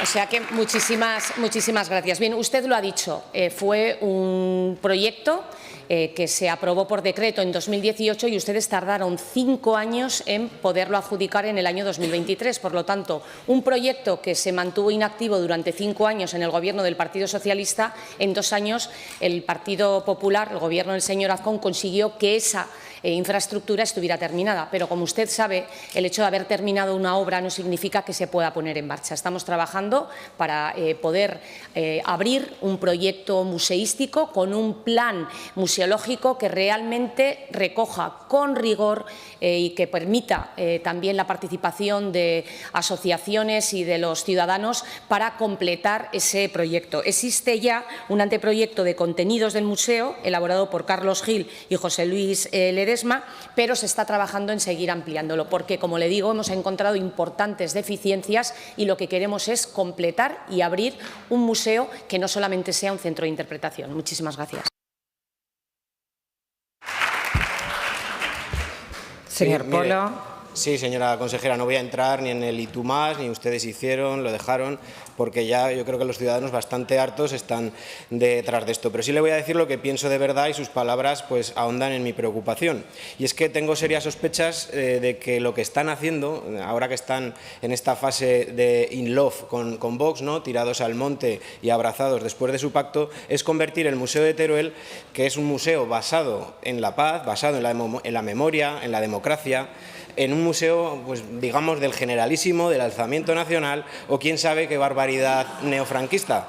No se escandalicen, ¿no? Existen razones objetivas de sobra para pensar que pueden estar reconfigurando el sentido inicial, que ya estaba trabajado por prestigiosos especialistas en el tema, y están adaptando pues ese plan museístico inicial en otra cosa. Así que le hago otra pregunta directa.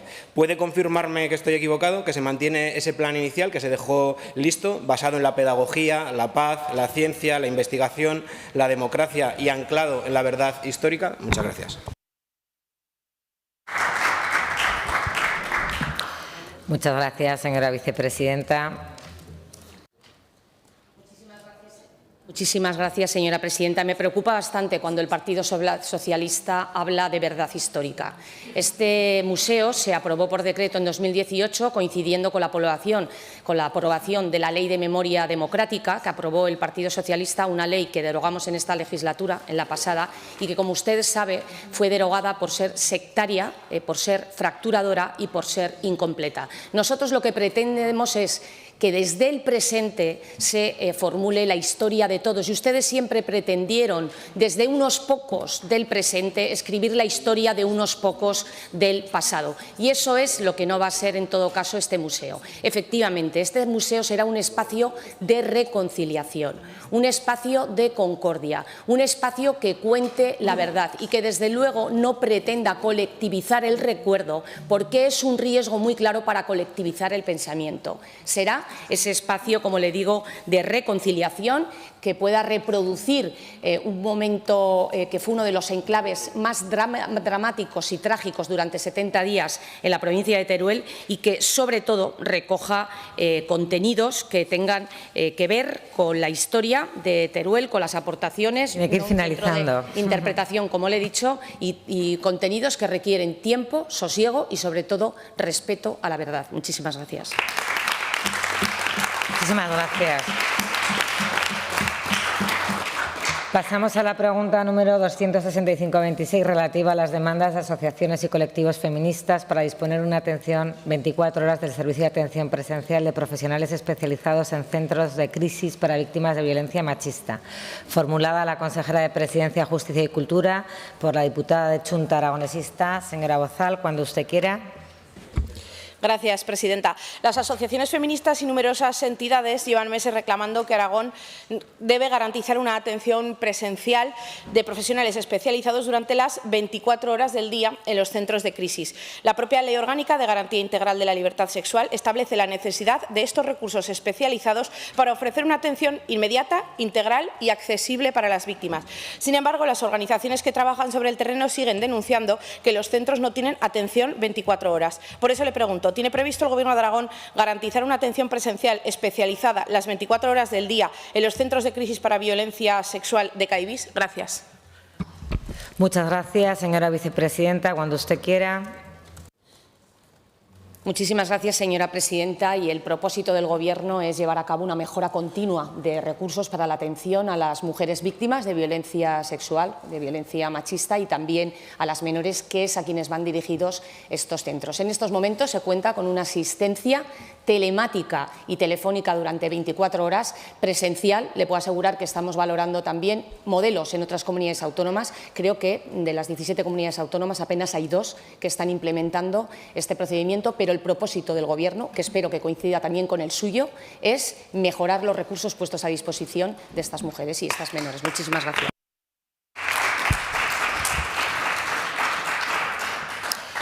Muchas gracias, señora Bozal. El problema de las agresiones sexuales es que no entienden de horarios administrativos. No ocurren únicamente de lunes a viernes de 8 a 3. Una mujer puede necesitar atención a las 3 de la madrugada, un domingo, un día festivo. Y precisamente por eso los colectivos llevan tanto tiempo reclamando esa atención. Cuando una víctima da el paso de pedir ayuda, la respuesta no puede depender de la hora que marque el reloj. Hablamos de mujeres que acaban de sufrir una agresión, que pueden encontrarse en shock, con miedo, desorientadas y en ocasiones sin una red de apoyo porque salen de casa con lo opuesto. No podemos mandarlas a la Iglesia. La misma Iglesia que esta semana se ha vuelto a poner contra los derechos de las mujeres a decidir sobre su propio cuerpo. La misma Iglesia que tiene cientos de miles de víctimas de violencia sexual en su historia. Y estos momentos, la agresión, en ese momento de la agresión, la atención inmediata marca una enorme diferencia. Las mujeres necesitan un espacio seguro y la Iglesia no es ese espacio seguro. Por eso nos preocupa que sigamos sin contar con un servicio plenamente operativo durante las 24 horas, porque un WhatsApp o un teléfono no responde a una mujer en estado de shock. Nos preocupa porque no estamos hablando de una reivindicación solo nuestra. Están planteándola a profesionales, entidades especializadas y colectivos que llevan años acompañando a las víctimas in situ. Creemos que la mejor manera de combatir la violencia sexual es garantizar recursos suficientes, accesibles y disponibles justo cuando se necesitan. La pregunta sigue siendo sencilla. ¿Va a comprometerse a exigir a los centros CAIVIS una atención presencial especializada las 24 horas del día para víctimas de violencia sexual en Aragón? Gracias. Muchas gracias, señora vicepresidenta. Muchas gracias, señora presidenta. Señora Bozal, se lo digo sinceramente, creo que las mujeres víctimas de violencia de género están mucho más seguras en la Iglesia que con lo que gobierna el Partido Socialista, se lo aseguro. Creo, sinceramente, que la Iglesia no ha legislado para que muchos violadores, muchos pederastas y muchos maltratadores se hayan visto beneficiadas por penas como se ha gobernado desde el Partido Socialista con la ley del solo sí es sí. Le aseguro que las mujeres estamos mucho más seguras en la Iglesia que con el Partido Socialista, se lo aseguro. Pero bueno, volviendo al tema que usted me planteaba, mire, estos centros, los centros de asistencia a mujeres víctimas de violencia, lo que nos encontramos cuando llegamos al Gobierno en 2023 fueron 3 locales totalmente vacíos y nos hemos dedicado a trabajar, a dotarles de recursos. En estos momentos ya le he dicho que tienen una atención presencial durante el horario de día y por la noche atención durante 24 horas, no solamente por la noche, telemática o presencial. Usted me decía, estas mujeres que de madrugada pueden encontrarse en una situación, lógicamente usted entenderá que si le ocurre a una mujer de Benabarre tampoco se va a desplazar hasta el centro de Huesca o al centro de Zaragoza o al centro de Teruel a recibir esta asistencia. Por eso mantenemos este servicio, que además incrementó en un 129% el presupuesto para asistencia telemática y telefónica, de tal manera que cualquier mujer, cualquier menor, en cualquier punto del territorio de Aragón pueda tener este servicio. Pero además le voy a decir una cosa, señora Bozal, y ya termino. Creo que vamos a hacer un buen tándem, porque me estoy dando cuenta, señora Bozal, que ustedes que han gobernado 8 años en esta comunidad autónoma, cuando están en la oposición se preocupan por los temas de los que no se ocupan cuando están gobernando. Creo, sinceramente, que las mujeres aragonesas van a experimentar una mayor protección con ustedes en la oposición haciendo propuestas y nosotros en el Gobierno llevándolas a cabo. Muchas gracias.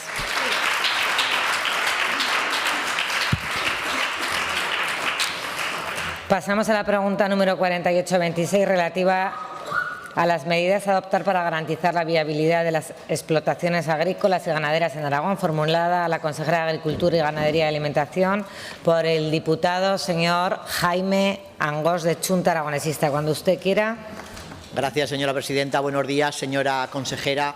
Cada vez que surge un conflicto internacional se demuestra la gran vulnerabilidad que tienen nuestras explotaciones agrícolas y ganaderas ante el incremento de costes energéticos, de fertilizantes, de piensos, de transporte y de otros insumos que son esenciales para la producción.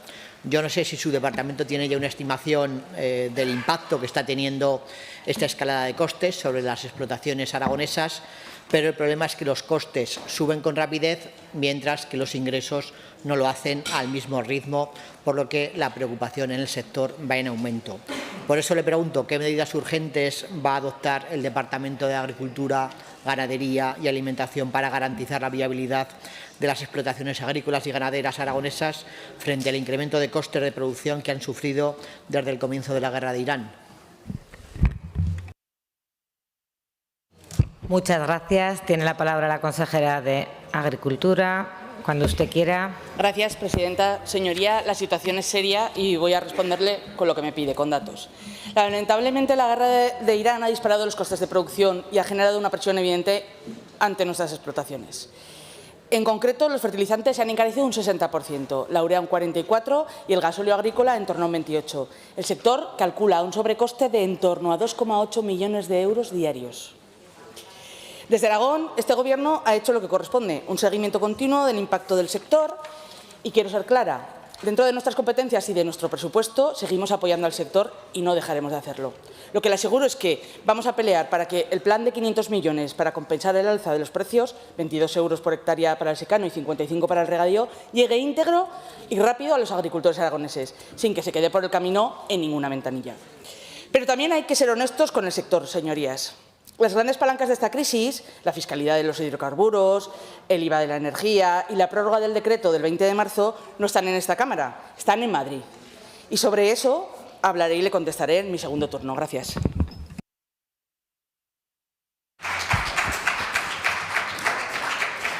Muchas gracias, señor Jaime Angós. Señora consejera, la mejor política agraria no es la que compensa pérdidas cuando ya se han producido, sino la que permite que las explotaciones sean viables durante todo el tiempo cuando llega una situación crítica. El sector primario aragonés ya sufría, ya lo sabe, antes de esta crisis y sin ayudas directas corremos el riesgo de una quiebra técnica en el campo. La cuestión no es únicamente si va a existir una línea de ayudas o una convocatoria concreta, sino la cuestión es si estas explotaciones pueden seguir siendo rentables. Desde Xunta Aragonesista creemos que el debate de fondo debe centrarse precisamente ahí, en garantizar rentabilidad, estabilidad y perspectivas de futuro para quienes producen alimentos en Aragón. Continuamos perdiendo agricultores y ganaderos. Las estadísticas de los últimos años dicen que entre 5 y 6 profesionales desaparecen cada semana de este sector, de sus campos o de sus granjas, y cuando una explotación cierra ya sabe que no desaparece únicamente una actividad económica, sino que desaparece población, desaparece también gestión del territorio y oportunidades para futuras generaciones. Por eso nos preocupa especialmente la situación de las explotaciones familiares y mientras el Gobierno central ha ido tomando medidas extraordinarias de apoyo al gasóleo o a los fertilizantes, el Gobierno de Aragón no está respondiendo a la situación que están viviendo los agricultores y ganaderos aragoneses. Por ello le preguntamos nuevamente, más allá del seguimiento de la situación y de las medidas ya existentes, ¿qué actuaciones concretas y urgentes piensa impulsar su departamento para proteger la renta de agricultores y ganaderos de esta crisis que parece ser que va a continuar? Muchas gracias. Señora consejera. Señoría, la situación es seria, sí, como bien dice, pero conviene decir las cosas como son. Este Gobierno ha actuado, está actuando y seguirá actuando dentro de sus competencias, sin ruido y sin promesas imposibles. Lo demás son titulares y nosotros lo que hacemos es trabajar. Se lo digo claro, habrá apoyo sin exageraciones y sin vender humo.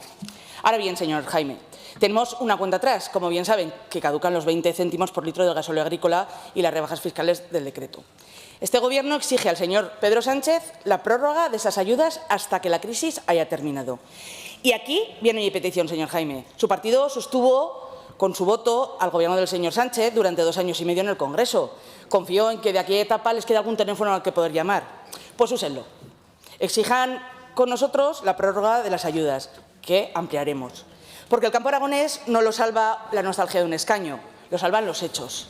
Y usted, por decisión propia, ya no están. Y ustedes no están. Aquí, en cambio, sí tienen voz. Úsenla para sumar y, por favor, hagamos que en esto nos encontraremos siempre si lo hacemos conjuntamente. Gracias.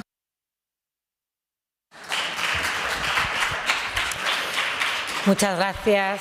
Pasamos a la pregunta número 203-26, relativa a las medidas a adoptar frente a la amenaza de la peste porcina africana, formulada a la consejera de Agricultura, Ganadería y Alimentación por el diputado señor Iglesias Cuartero. Cuando usted quiera. Gracias, señora presidenta. Señora Simón, los hechos.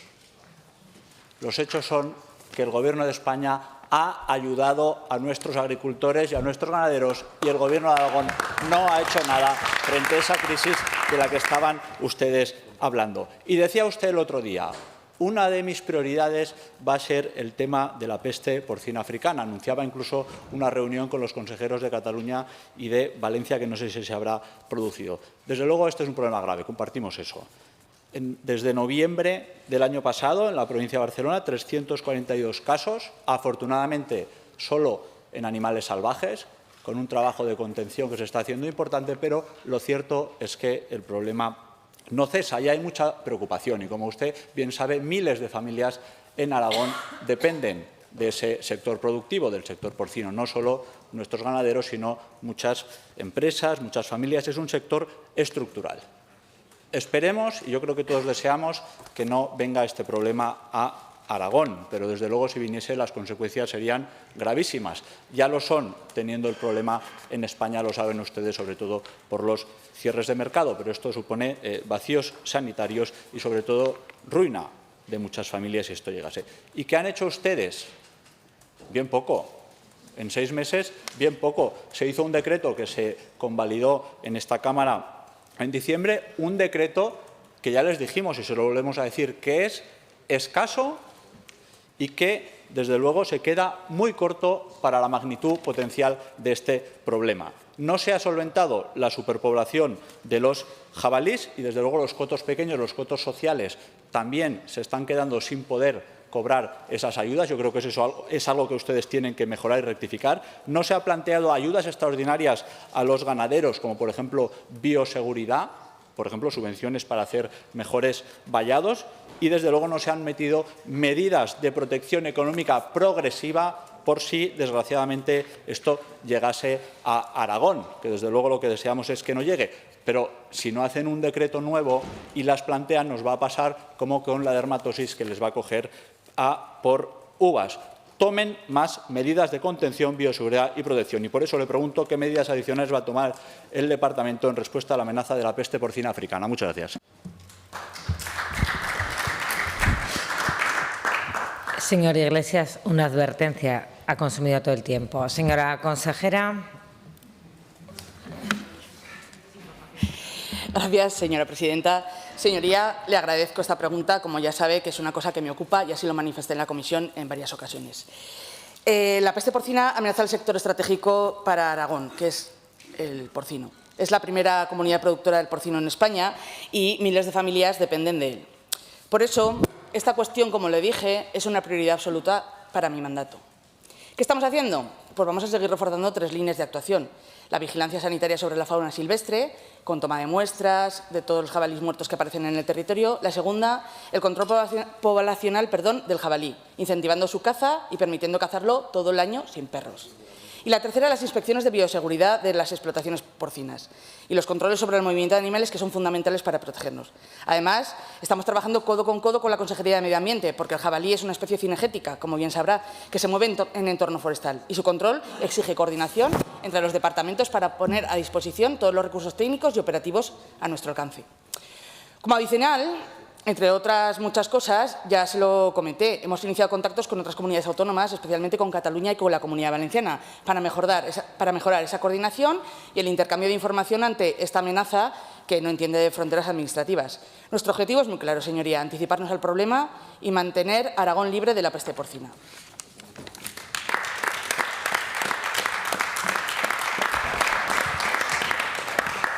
Entiendo que ya ha finalizado usted. Pues continúe, señora consejera. Frente a la amenaza sanitaria, no se trata de anunciar medidas distintas cada semana, que parece que es lo que pretenden ustedes. Se trata de reforzar, adaptar y aplicar con rigor las medidas que funcionan. Y eso es exactamente lo que estamos haciendo. Más vigilancia, más bioseguridad, más coordinación y más prevención. Porque en materia sanitaria, llegar tarde no es una opción. Y le digo una cosa, lo importante no es ponerle un nombre al plan, que es lo que parece que quieren ustedes. Lo importante es que los controles funcionen y que el sector esté protegido. Mire, señoría, la peste porcina no entiende de ideologías, de fronteras administrativas ni de intereses partidistas. Por eso hemos iniciado, como le he dicho, contactos con otras comunidades autónomas y hemos tendido la mano para coordinar. ¿Pero sabe lo que ha pasado? Que nos han propuesto un almuerzo para septiembre. Señorías, Aragón está lista para reunirse y empezar a trabajar conjuntamente cuanto antes. Por eso sorprende la respuesta y la propuesta que hemos recibido de un encuentro en septiembre. La PPA, la peste porcina, no espera y nosotros tampoco. Señor Iglesias, estos días hemos aprendido que en su partido hay quien dedica mucho tiempo a la fontanería. En este Gobierno lo dedicamos a la bioseguridad, que es lo que protege a miles de familias aragonesas. Pero ya que esas cañerías internas funcionan tan bien, úselas para algo útil. Llamen a sus socios catalanes y díganles que el virus no se combate con un almuerzo el 4 de septiembre. Se combate con coordinación y se empieza ya, señoría.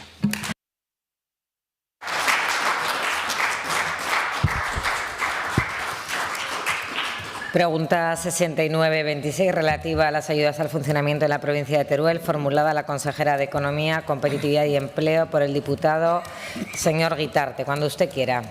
Pues buenos días, señora consejera. El otorgamiento de ayudas al funcionamiento destinadas a empresas cuenta con la autorización de la Comisión Europea en territorios especialmente afectados por la despoblación, como son las provincias de Teruel, de Cuenca y de Soria, y están vigentes en este momento para el periodo 2021-2027.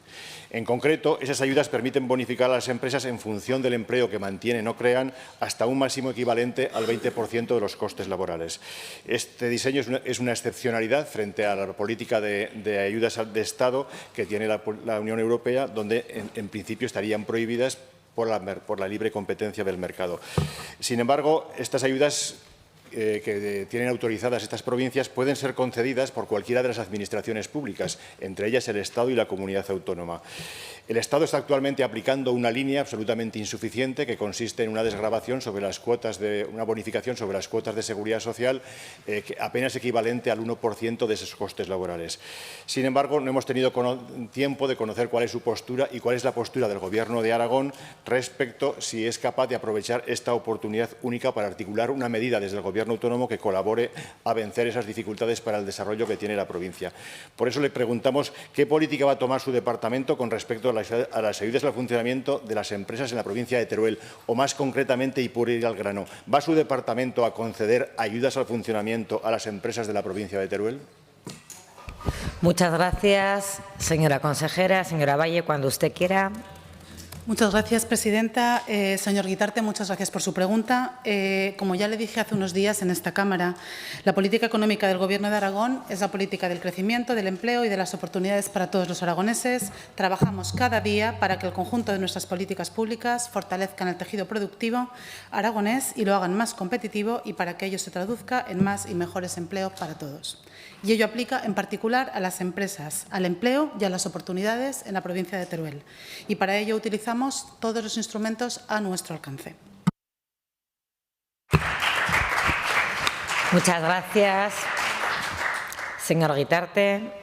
Bueno, pues estas ayudas, precisamente por el carácter excepcional que tienen, constituyen una oportunidad única para el desarrollo no solo de Teruel, sino de Aragón, incluso del conjunto de España, a la hora de atraer inversiones internacionales, porque podrían suponer la reducción del 20% de los costes laborales para cualquier implantación industrial o empresarial.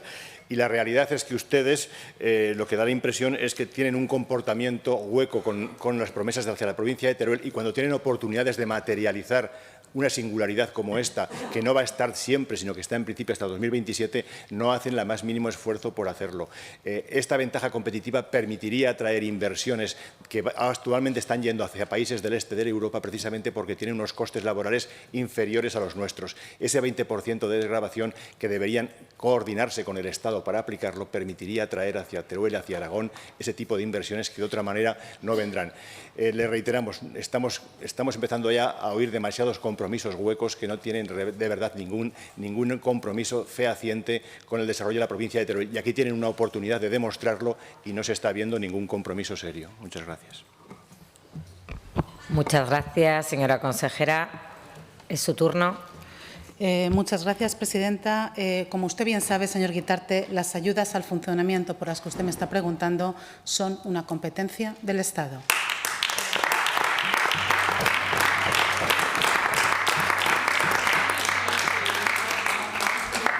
Por supuesto, dentro del marco que autoriza la Comisión Europea, que es quien establece el límite máximo, como usted ha indicado, y las condiciones generales para hacerlas compatibles con la política de ayudas de Estado, pero corresponde al Gobierno de España decidir su diseño, su intensidad y su aplicación concreta.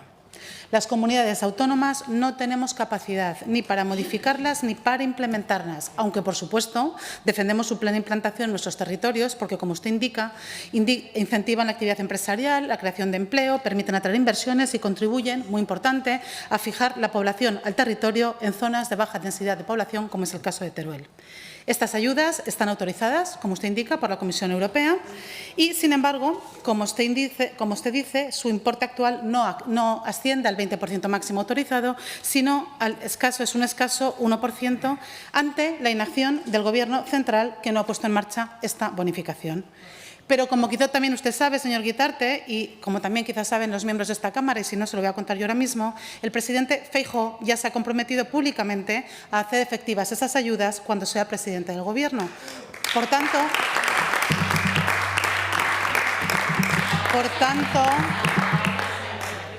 tanto, le sugiero, señor Guitarte, que vote al Partido Popular en las próximas elecciones generales si realmente le preocupa que se pongan en marcha estas ayudas.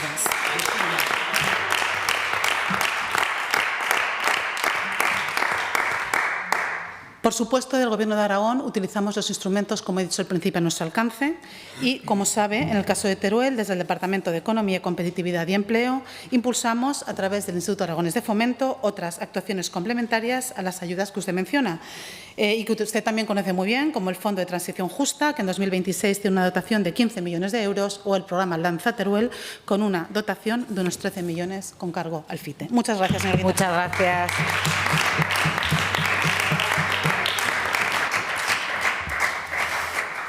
Pregunta número 7026, relativa al impulso económico y la creación de empleo en Andorra, formulada a la consejera de Economía, Competitividad y Empleo por la diputada señora Bengoechea, de Izquierda Unida. Cuando usted quiera. Muchas gracias, señora presidenta. Señora Valle, sabe que Andorra lleva años pasando dificultades desde 2020, desde el cierre de la central térmica, que lleva años perdiendo población y también pues bueno, ha resultado perjudicado con un estancamiento económico, una pérdida de empleo. Todos los municipios de la zona, pero sabemos especialmente que Andorra. Creo que todos convenimos también a estas alturas que la transición energética es imprescindible y creemos que además tiene que ser social y territorialmente justa. Y ni el mecanismo de transición justa, ni el FITE, ni la adjudicación del nudo Modéjar, ni las políticas de impulso del Gobierno de Aragón están resultando lo efectivas que desearíamos. Ayer vinieron a hacer visibles estas reclamaciones los agentes sociales y políticos de Andorra. Nos hicimos todos una foto y en una PNL aprobada aquí en esta Cámara hace un mes se aprobaban o se comprometían a promover medidas específicas de apoyo a la zona, especialmente a Andorra. Así que, ¿qué medidas hay previstas para este impulso económico y de creación de empleo en Andorra? Muchas gracias. Muchas gracias, consejera. Cuando usted quiera. Muchas gracias, presidenta. Gracias también a usted, señora Bengoechea. Efectivamente, Andorra y las comarcas mineras llevan años soportando las consecuencias de decisiones estratégicas y sin visión de conjunto que no han venido acompañadas de alternativas suficientes y viables. Como ya dije en el pleno anterior, el Gobierno de Aragón defiende y defenderá siempre y hará todo lo posible para conseguir la industrialización de la zona con todos los instrumentos políticos, administrativos y jurídicos de los que dispone.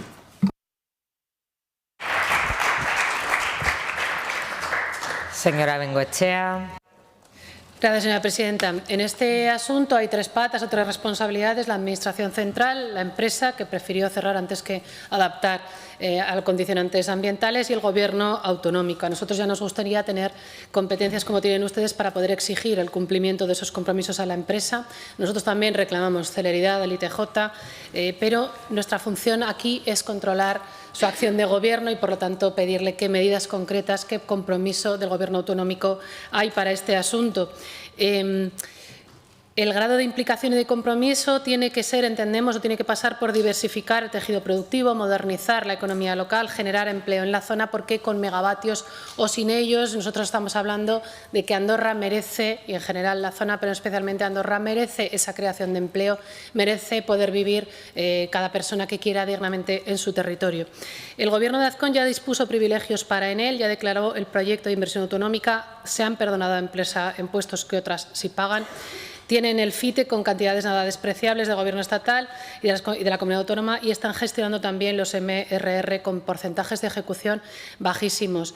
La propia empresa ha estado extrayendo durante 4 décadas del territorio riqueza, recursos, también trabajo de las personas trabajadoras que hacían posible esa producción de energía. Por lo tanto, ¿qué compromiso concreto, qué medidas concretas van a implementar para generar de verdad empleo y posibilidades de vida en la zona? Gracias.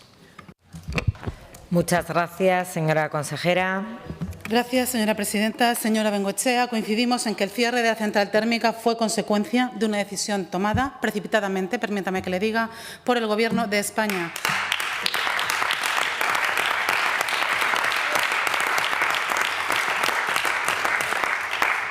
Una decisión tomada por motivos ideológicos y sin siquiera analizar, usted misma lo ha indicado, la posibilidad de ayudas para acometer las inversiones necesarias para garantizar su viabilidad. Ya hablé de esto la semana pasada, hace 2 semanas, en el Pleno. Esta decisión se tomó además, y esto es muy importante, sin tener un plan industrial sólido, viable y realista que hiciera compatible el cierre, como digo, precipitado, con la garantía de empleo y el futuro de la zona. Y esa es la cuestión de fondo que hoy todavía seguimos afrontando. Y esa es la razón por la que usted hoy hace esa pregunta, que sería innecesaria si se hubieran hecho las cosas bien desde el principio.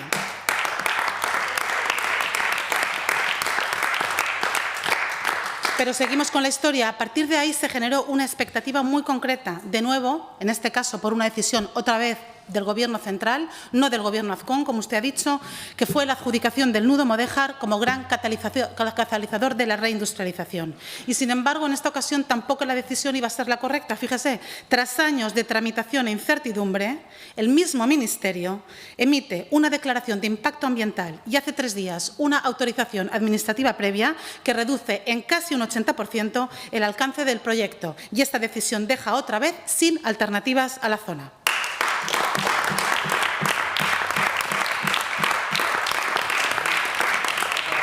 Pero es que, además, tampoco ha habido diálogo ni respuesta a las solicitudes formales de reunión planteadas desde el Gobierno de Aragón hace meses. Y esto, permítame que le diga, señoría, no es aceptable ni se compadece con la lealtad institucional debida. Frente a esto, el Gobierno de Aragón está actuando con coherencia y con determinación, defendiendo los intereses del territorio y exigiendo al Gobierno de España que los compromisos de transición justa sean una realidad en forma de inversiones reales y de empleo, y trabajando con ayuntamientos, con agentes sociales y con el tejido empresarial para que la reindustrialización de la zona no dependa exclusivamente de una iniciativa. Termino ya. Por ello, nos vamos a reunir, como se sabe, con los alcaldes, agentes sociales, para analizar el próximo martes el escenario y definir actuaciones conjuntas. Estamos trabajando, esto es importante, para que toda la capacidad liberada en el nudo eléctrico pueda utilizarse. Muchas gracias.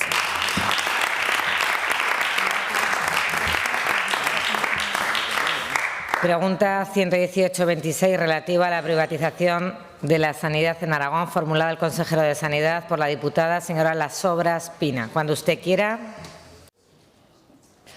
Gracias, presidenta. Buenos días, consejero. Usted lleva muy poco tiempo en el cargo, tan apenas 2 meses, pero el Partido Popular lleva gestionando 3 años la sanidad en Aragón. Y el resultado de esto ha sido un fracaso absoluto. Sí, señor consejero, un fracaso, por muy bien que el señor Ledesma en la interpelación esta mañana haya dicho que todo era maravilloso. Qué ironía que el Partido Popular interpele al Partido Popular.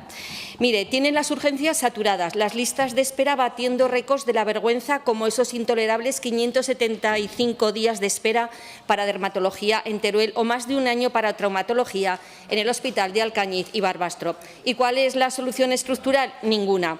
Se limitan a abrir la billetera pública para dar millones a la sanidad privada mediante externalizaciones masivas, entregando el dinero de los aragoneses y aragonesas a empresas como el Grupo Valenciano Ribera Salud. Miren los datos, consejero. Ribera Salud copa ya las privatizaciones en los hospitales de Aragón. Acumulan hasta 3,2 millones de euros en contratos en tan solo 14 meses, que se dice pronto, 3,2 millones, 14 meses. Este grupo ya presta servicios externalizados en los hospitales de Barbastro, Teruel, Alcañiz, Calatayud y Huesca mediante contratos de consultas, guardias e intervenciones quirúrgicas. Ustedes, de facto, han privatizado las consultas y guardias de ginecología, anestesia y urología en el Hospital Obispo Polanco de Teruel y han encadenado contratos de miles y millones de euros que suponen un hachazo al presupuesto de los profesionales de la sanidad pública. Esto, señor consejero, no es gestionar, es desguazar la sanidad en Aragón. Por eso le pregunto qué medidas van a tomar para asegurar la calidad asistencial en la sanidad pública. Muchas gracias. Tiene la palabra el consejero de Sanidad. Muchas gracias, señora presidenta. Señora Las Obras, usted sabe muy bien, porque ya tuve oportunidad de decirlo en estas Cortes, que el Gobierno de Aragón apuesta por un sistema de salud público, universal, gratuito e innovador. Y, por tanto, en respuesta a su pregunta, niego la mayor. No vamos a privatizar nada. Este Gobierno presta los servicios de salud con medios propios y únicamente recurre a la concertación o, si lo prefieren, a la colaboración público-privada cuando no es posible prestar el servicio con nuestros propios medios, siendo siempre la financiación, el acceso, la gestión y el control plenamente públicos. Y en ningún caso pretendemos ni nos planteamos la privatización de servicio de salud alguno. Tengo curiosidad, señora Las Obras. ¿Considera usted que el Gobierno encabezado por el Partido Socialista Obrero Español, del que su grupo formó parte durante 8 años, desmanteló la sanidad pública aragonesa privatizando sus servicios? Muchas gracias, señora Las Obras. Gracias, consejera. Las preguntas, consejero, se las hago yo a usted, no usted a mí. Esto tiene que quedar claro. Luego ustedes dicen que no hay médicos, qué ironía, hay médicos para la sanidad privada, no hay médicos para la sanidad pública. El Salud pone el edificio, el personal administrativo, los celadores y, mientras tanto, los médicos privados que vienen solamente ponen sus manos. Yo lo que quiero es que me conteste hoy aquí. ¿Cómo justifica que en Alcañiz se externalice el servicio de cirugía ortopédica y traumatología 6 meses, 428.000 euros? ¿Cómo justifica que en Teruel se utilice el gasto de 652.000 euros para concentrar personal privado en guardias y operaciones? ¿Y cómo justifica que en el Hospital de Barbastro tengan que licitar de golpe 5.500 consultas de otorrino y urología a empresas privadas? Los aragoneses y aragonesas pagamos nuestros impuestos para tener hospitales dignos, no para engordar los beneficios de Rivera Salud. Señora, con todos esos millones ustedes podrían estabilizar al personal, desde luego, y también contratar a personales fijos. Gracias, presidenta. Muchas gracias. Consejero. Gracias, señora presidenta. Mire, le he hecho la pregunta para demostrar sus contradicciones, porque fue precisamente bajo esos gobiernos cuando más dinero se gastó en la concertación quirúrgica a clínicas privadas, más de 48 millones de euros. Sin embargo, hoy Aragón es la quinta comunidad autónoma de España que más dinero destina por habitante y año a la sanidad, 2.190 euros anuales per cápita, muy por encima de la media nacional, que se sitúa en 1.958 euros. Lejos de privatizar nada, los últimos datos del mes de mayo indican que ya tenemos 1.700 trabajadores más que en el año 2023. Estamos desarrollando mecanismos de colaboración entre hospitales, con el objetivo de compartir recursos de hospitalización, de tecnología sanitaria, suelo quirúrgico y, ante situaciones sobrevenidas, el apoyo de los facultativos de unos hospitales a otros, donde no se encuentran especialistas para cubrir las plazas. Como ya he dicho, con motivo de la interpelación parlamentaria, en esta ocasión tenemos una situación de huelga que nos está generando más de 800 pacientes en lista de espera quirúrgica semanal. Esto no lo pone fácil, pero con diálogo y con la colaboración de los extraordinarios profesionales del ámbito médico, de la enfermería y demás colectivos que forman parte del Servicio Aragonés de Salud, superaremos esta situación. Este es nuestro compromiso, trabajar para la salud de los ciudadanos aragoneses. ¿Cuál es el suyo? Muchas gracias.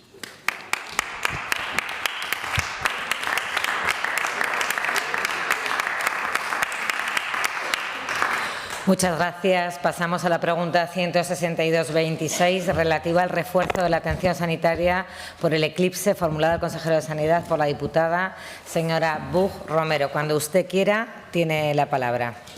Gracias, presidenta. Buenos días, señor consejero.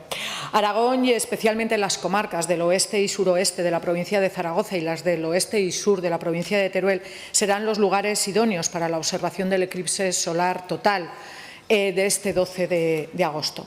El Gobierno de Aragón ya nos ha dicho que ha fijado un dispositivo de protección civil capaz de gestionar una afluencia que estiman entre 250.000 y 400.000 visitantes, y en colaboración con algunos ayuntamientos nos han marcado 7 zonas de observación que ustedes consideran seguras, masivas y controladas, digamos que las oficiales: Calamocha, Alcañiz, Monreal del Campo, Épila, Ariza, Cariñena y la estación de esquí de Jabalambre. Pero esto me lleva a preguntarle, en Galáctica, finalmente, ¿qué van a hacer? También nos dicen que estas 7 áreas oficiales de observación van a contar con asistencia médica integrada dentro del Plan de Protección Civil, que buscan absorber una afluencia masiva de visitantes sin colapsar los recursos sanitarios de unas zonas rurales que ya están en esos días colapsadas. Si se cumplen las previsiones, una gran afluencia de público nacional e internacional, la verdad es que supone un gran reto para las autoridades, tanto en seguridad ciudadana como en en salud pública. Y además esto también requiere de una mayor concreción en la distribución y la afluencia y una localización más concreta, al menos por comarcas, de esta afluencia.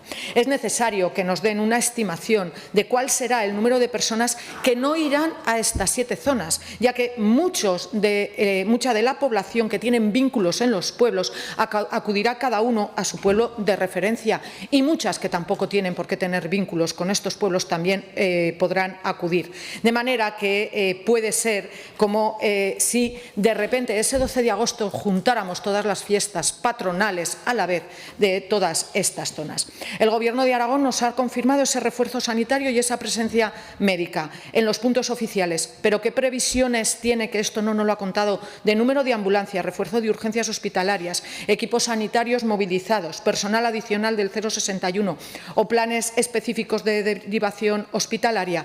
¿Y cómo va a gestionar la afluencia fuera de las zonas señaladas, que dependen de centros de salud que ya en esas fechas están totalmente saturados? Señor consejero, ¿qué medidas ha previsto para reforzar la atención sanitaria ante la llegada de miles de visitantes por el eclipse? Gracias.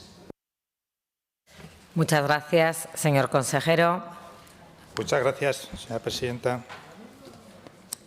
Señoría, el Departamento de Sanidad, a través del Servicio Aragonés de Salud, dispondrá de un dispositivo específico de actuación ya dispone de un dispositivo específico de actuación ante situaciones extraordinarias y de eventos de especial afluencia o de grandes concentraciones humanas, denominado Plan Movisalud, y que está integrado en los planes territoriales y sectoriales de protección civil de la Comunidad Autónoma de Aragón, dentro del Plan Platear.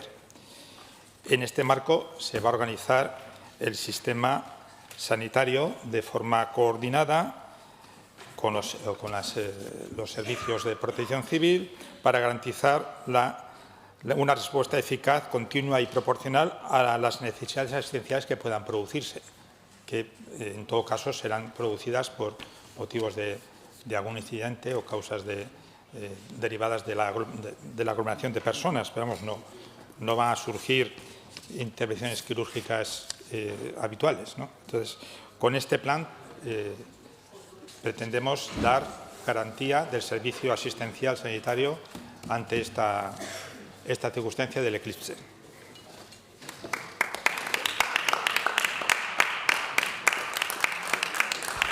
Muchas gracias. Pasamos a la pregunta siguiente, 30, número 209, 26, relativa a la huelga sanitaria autonómica formulada al consejero de Sanidad por la diputada señora Las Obras Pina, de Chunta Aragonesista. Señora Las Obras, cuando usted quiera. Gracias, presidenta. Buenos días otra vez, consejero. Bueno, una de sus primeras medidas, desde que lo nombraron consejero, fue sentarse con la mesa sectorial de los sindicatos, con los representantes, y desconvocar la huelga autonómica. Pero es que su segunda medida fue cesar fulminantemente al director de Recursos Humanos del Salud. Una purga que tiene, o se intuye que es la excusa perfecta para volver a meter en el cajón de los olvidos la negociación de la carrera profesional, de las noches, de los festivos y de las guardias de todo personal. Llevan 6 meses de parálisis absoluta desde la última mesa sectorial. Gobernaba el Partido Popular. 6 meses. Los profesionales de la sanidad pública no tienen la culpa de que haya crisis internas, de que haya dimisiones, renuncias, ni la de incapacidad de este Gobierno para tener un equipo estable. Cada cambio que se hace en su departamento es una patada al calendario para ganar tiempo y no pagar lo que se le debe a los profesionales sanitarios. Usted presume en los medios de que se ha desconvocado la huelga autonómica, pero la realidad que conocemos a día de hoy es que ha comprado 4 meses de una falsa paz social. Han firmado una tregua tramposa hasta septiembre simplemente para fijar un calendario de negociaciones. Es decir, no han solucionado absolutamente nada, solo ha tapado el colapso durante el verano. Usted se comprometió a que los acuerdos se negociarían de forma prioritaria en la mesa sectorial, porque las reivindicaciones del comité de huelga ya figuraban en el acta anterior para todas las categorías profesionales profesionales, no solo para una. Y si usted pretende trocear la negociación, hacer distingos o ningunear al resto del personal estatutario, le garantizo que el próximo otoño aragonés no será de paz social, sino de movilizaciones masivas en todo Aragón. Por eso le hago la pregunta a qué acuerdos han llegado, a ver si me puede explicar algo más. Muchas gracias, señor consejero. Muchas gracias, presidenta. Señoría, hemos llegado a un acuerdo, llegamos a un acuerdo para suspender la huelga y ya es el momento de que Administración y sindicatos trabajemos para mejorar las condiciones de los trabajadores y dar mejor servicio a los ciudadanos. El objeto del acuerdo al que llegamos es precisamente establecer un marco de negociación con el objetivo de desarrollar las medidas necesarias para mejorar las condiciones laborales del personal médico facultativo del Servicio Aragonés de Salud, así como posibilitar la desconvocatoria de la huelga en el ámbito autonómico. Me gustaría que el Ministerio de Sanidad hiciera lo mismo.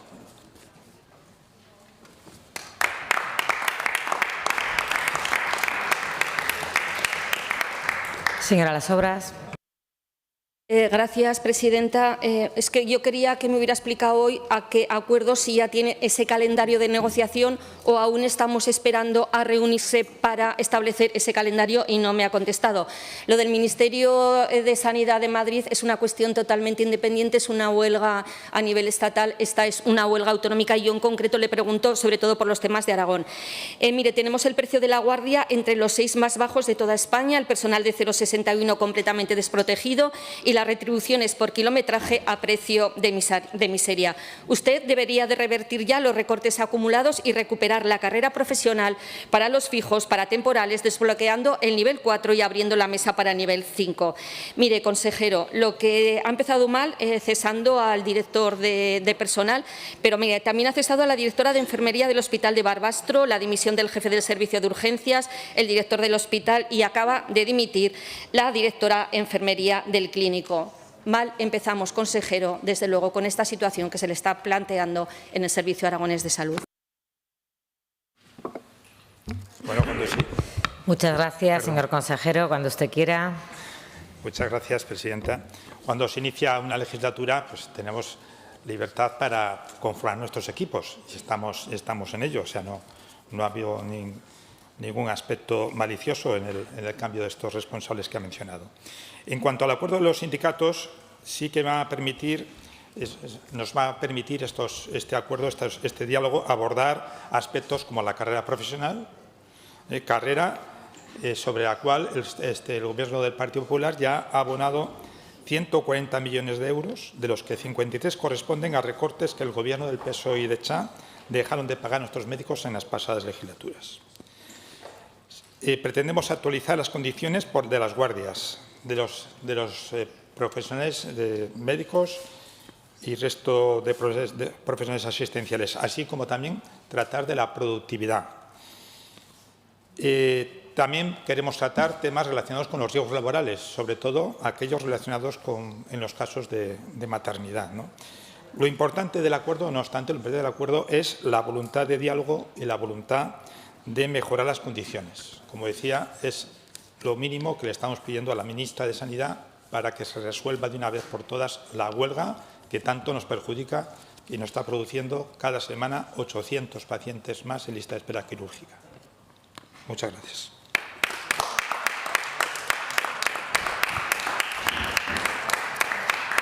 Muchas gracias. Pasamos a la pregunta 261-26, relativa a la cobertura de especialistas en el Hospital Obispo Polanco, formulada al consejero de Sanidad por la diputada señora Buch. Cuando usted quiera. Gracias, presidenta. Señor consejero, el pasado 1 de junio el Hospital Obispo Polanco de Teruel se quedó sin ningún neurólogo asistencial en activo. Lo denunciamos desde Teruel. Existe que de las 3 plazas existentes, una profesional se encuentra de baja y que no había sido sustituida, y en el concurso de ayer esas otras 2 plazas quedaron vacantes. No tenemos neurólogos en Teruel y ustedes salen celebrando unos números que esconden realidades dramáticas. La situación que usted conocía y que era previsible desde hace tiempo ha dejado a decenas de miles de turolenses sin un servicio esencial, obligando a derivar pacientes a otros hospitales y evidenciando una falta de planificación y de medidas eficaces. Los turolenses sufren y mucho cómo se está deteriorando la calidad asistencial y se suspenden servicios y se ven obligados a desplazarse largas distancias para recibir atención sanitaria que antes recibían en su hospital, generando un evidente agravio territorial. ¿Qué medidas va a tomar para cubrir las plazas vacantes de las distintas especialidades en el Obispo Polanco de Teruel? Señor consejero. Muchas gracias, señora presidenta. Mire, señora Buch, el pasado miércoles, anteayer, se resolvieron las plazas de difícil cobertura de las especialidades de 4 años que vienen ya, que como ya saben, fueron 129 plazas en todo Aragón, en las que se ofrece la condición de fijo permanente si permanecen más de 3 años de trabajo efectivo en los puestos de difícil cobertura. El resultado de este proceso ha sido el siguiente. En el Hospital del Cañiz se ofrecían 20 plazas, se han cubierto 18. En el Hospital de Barbastro se ofrecían 31 plazas, se han cubierto 29. En el Hospital Ernest Lluch de Calatayud se ofrecían 18, se han cubierto 18. En el Hospital San Jorge se ofrecían 20 plazas, se han cubierto las 20. En el Centro de Rehabilitación Social de Santo Cristo de los Milagros se ofrecían 3, se han cubierto las 3. En el Hospital Sagrado Corazón de Jesús se ofrecían 3, se han cubierto las 3. En el Hospital Obispo Polanco se ofrecían 26, se han cubierto 22. En el Centro Psicosocial, de Recuperación Psicosocial de San Juan de Dios se ofrecían 4 de plazas y se han cubierto las 4. En el Hospital San José de Teruel se ofrecían 4 y se han cubierto las 4. Esto supone 121 plazas cubiertas de 129. Este es el proceso de cobertura extraordinario que yo creo puede clasificarse de exitoso, si bien, como bien dice, las plazas de neurólogos se han quedado sin cubrir en Teruel.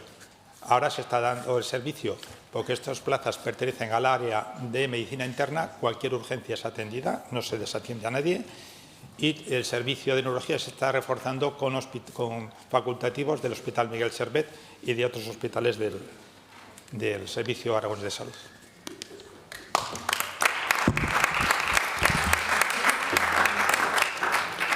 Muchas gracias, señora Buch. Cuando usted quiera. Voy a intentar explicarme un poquito mejor porque creo que no me había explicado lo suficientemente bien. La situación es muy grave. Estamos hablando de que ahora mismo alguien que sufra un ictus seguramente y posiblemente tiene pocas posibilidades de salvar su vida. Las vidas de los turolenses están en riesgo ahora mucho más que antes. Me habla del concurso de ayer. Yo he sido muy concreta en la pregunta, no le he hablado de todo Aragón y usted me ha estado dando los datos de todos. Voy a intentar ser mucho más clara. El concurso de ayer, ¿qué dice? Ha salido una plaza de neurología que se ha cubierto, con lo cual nos dicen que el 100%, pero la realidad es que está de baja maternal y que tardará meses en incorporarse. No hay neurólogo. Endocrino se ha cubierto el 50%, 1 de 2, pero hasta septiembre no se incorpora. No hay endocrino. Anestesistas, 5 plazas, que se han cubierto 4, qué bien, qué buenos números, pero 3 de ellos ya estaban trabajando en el hospital. 1 acudirá en septiembre, es decir, queda una plaza sin cubrir. Es decir, hay que seguir con el mismo sistema, pagándole las guardias a Rivera Salud. Otorrino, hay 2 plazas, no se ha cubierto ninguna, ni en Alcañiz ni en Teruel. Y la plaza que se cubrió por oferta de empleo público, que es de una persona que está por baja, no se ha cubierto. Esta es la realidad de lo que hay. Se lo decimos desde Teruel Existe, pero también se lo dijo ayer el presidente del Colegio de Médicos de Teruel. Este es el hartazgo y la desesperación a la que están sometiendo a nuestros sanitarios en Teruel. Y es que, de verdad, no se rían de los turolenses Señora con unos Buch. datos que no son los ciertos, porque esta es la realidad que sufrimos. Un ictus que hay que subir en una unidad medicalizada, que solo tenemos una y que en 6 horas no puede volver a pasar nada porque no tenemos nadie que nos lleve. Se ha pasado 30 segundos. Señor consejero. Muchas gracias, señora presidenta. Mire, los ictus son atendidos en el servicio de urgencias de Obispo Polanco con total normalidad por los médicos de medicina interna que están habilitados y también para este tipo de patología. Lo que hemos hecho con el proyecto, con el plan de cobertura de las plazas de difícil cobertura es estabilizar las plazas, y esto sí que es garantía para presente y para futuro del servicio asistencial en Teruel. Eso es lo que hemos hecho. Y las plazas que no están cubiertas se cubrirán bien de forma concertada o bien de forma interina.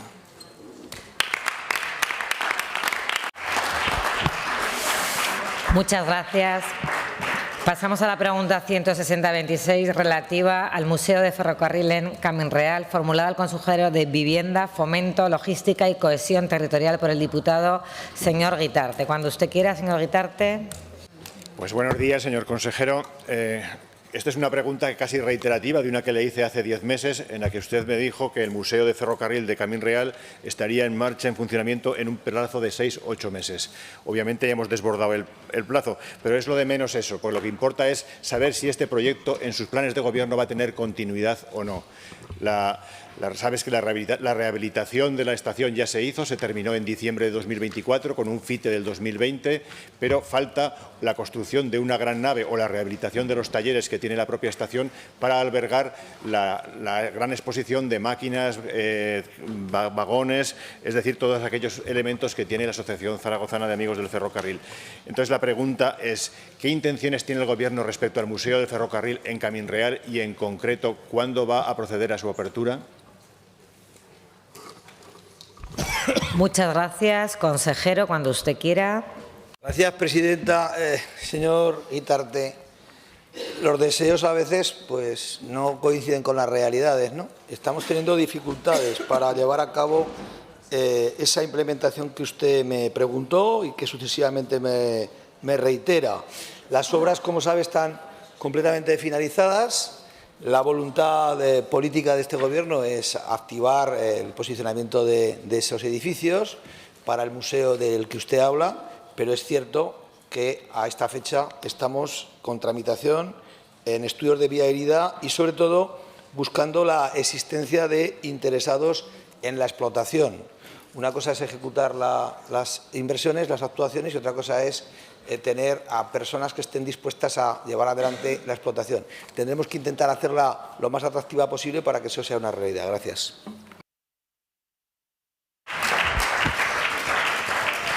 Muchas gracias, señor Guitarte. Su turno.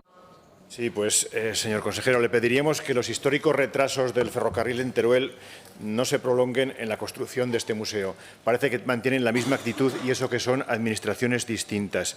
La realidad es que ustedes tienen muy pocos proyectos en activo en la comarca Belgiloca, prácticamente le diría que ninguno. Este es una cuestión menor para ustedes, o la quieren convertir en una cuestión menor, sin embargo sería un revulsivo importante para la atracción de un turismo cultural tan necesitado por el propio valor del edificio, que es una obra de un prestigioso arquitecto construida en 1933. Lo que les pedimos es que sus compromisos con la provincia de Teruel dejen de ser huecos y que se materialicen en acciones reales que tengan incidencia, porque si no estaremos planteando que medidas tan sencillas como esta parecen convertirse en un imposible, y mucho menos tememos que simplemente es que este proyecto, que como sabe tenía 3 sedes en Camín Real, otra en Zaragoza y otra en Huesca, al final no tienen interés por desarrollarlo simplemente porque parece que viene de un ejecutivo anterior, y eso es lo que parece inaceptable. Si el proyecto era bueno, si era